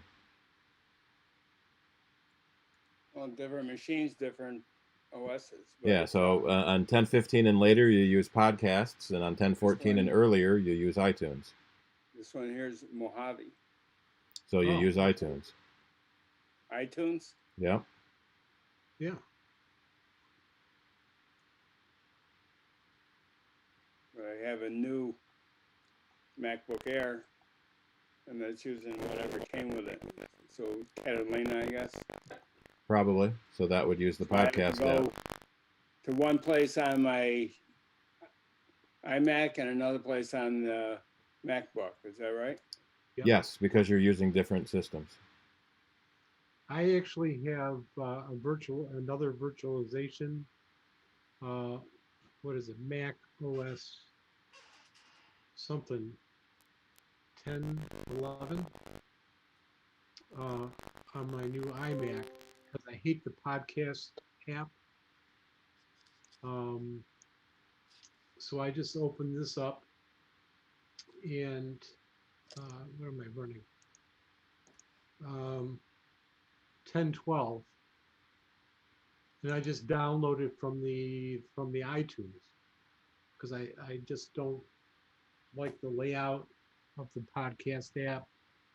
You can't get a list view and different things like that, and it's much easier to use on the older versions of Mac OSs. And there's dozens of other podcast apps you can get too. Like Bob, you like political stuff, right? So you could just go and type in, with Apple on just the search button, not just for podcasts or, the App Store or anything, and just search and say political podcasts and see what it tells you, and then just start picking ones that, to try them out for whatever you want. And like I said, at the bottom of each one, they usually have the other ones they recommend if you like that podcast, which I tend to think is if you like the person who's talking, generally you can find somebody else who's sort of like like interests in the other podcasts kind of thing. But if you don't like that person talking, you know, then you just try another one. That's all. Till you find the ones that you like. And there's a zillion of them out there. So you just jump in to start, you know, and I then think you just I can go from find there. podcasts that interest me. I'm just kind of grumbling because it used to be so easy. Well, nothing's easy anymore. There's too much technology now about if one is good, a million's better. I'm with you, Bob. Hey, I Carol. didn't like the changes, but it does get better as you use it. And there is a nice search up at the top so you can search for what you like. I really like American Scandals podcast. It's really good. See, I like Planet Money. Yes. Planet Money. I like one called Expanded what is it? I can't remember it now. Oops, sorry.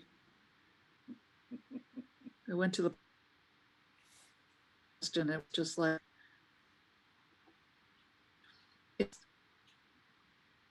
it's called where's it?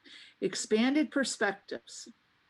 And if you follow strange things and cryptids and Bigfoot sorts of things, it's done by two guys who've been lifelong friends who are kind of redneck but very smart, and they have a really good banter between them. And they really, I like the way they do their things, and like what they talk about, and they're very interesting. And because I found after listening to a lot of podcast things that there's some people that after a while, I just don't care for them anymore. You know, whether it's because of what they're talking about or just the things they talk about themselves, we're chit-chatting, sort of like it just, you know, I don't know. But, gone into, you know, and so sometimes you like it just, huh? I was going to say, I went What? into iTunes just now, and according to the OS I'm using, I guess I have to go to iTunes. But I'm looking here on library, and I don't see anything that says podcast. It's not in library. That's your music. There's a menu above that where you switch between music, movies, TV shows, podcasts, and audiobooks. Oh, I do see it. Okay. And then once you're in podcast, it will show you the podcast you've subscribed to. Or you can go to the podcast store, basically. I hate that they use the word store, because virtually every podcast is free. You can go to the podcast store to search for podcasts.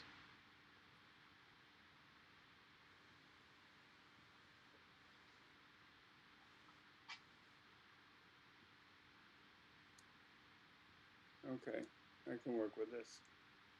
I posted a link into the chat for a SurveyMonkey test survey, and it is completely anonymous. You don't have to put in an email address, and it does not let you vote more than once.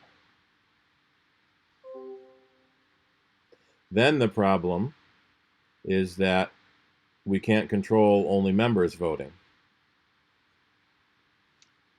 because you don't have to put in your email address. Can't we just send this out to? Yeah, we can send it to just members, but that doesn't stop them from sending it to someone else or letting a non-member vote. Or why would they? Yeah. Right. Yeah, that's the same thing with using the Google Forms. That you could vote twice, but why would you? So maybe this time we just use this if it's the easiest thing to use, and then talk about what we want to do in the future. Well, if they do send it on to somebody else, then maybe we can get. That's right.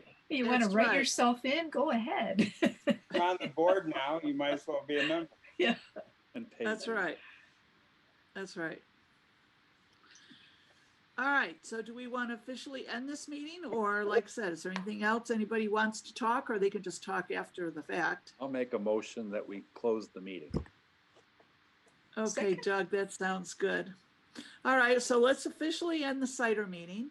And then, like I said, everybody can still talk. Doesn't matter. And I enjoyed it. Yeah. Well, that's good. Welcome back. Come to the board meeting. Welcome back. Come to the board meeting. You can hear some more. next week. Well, they don't call it a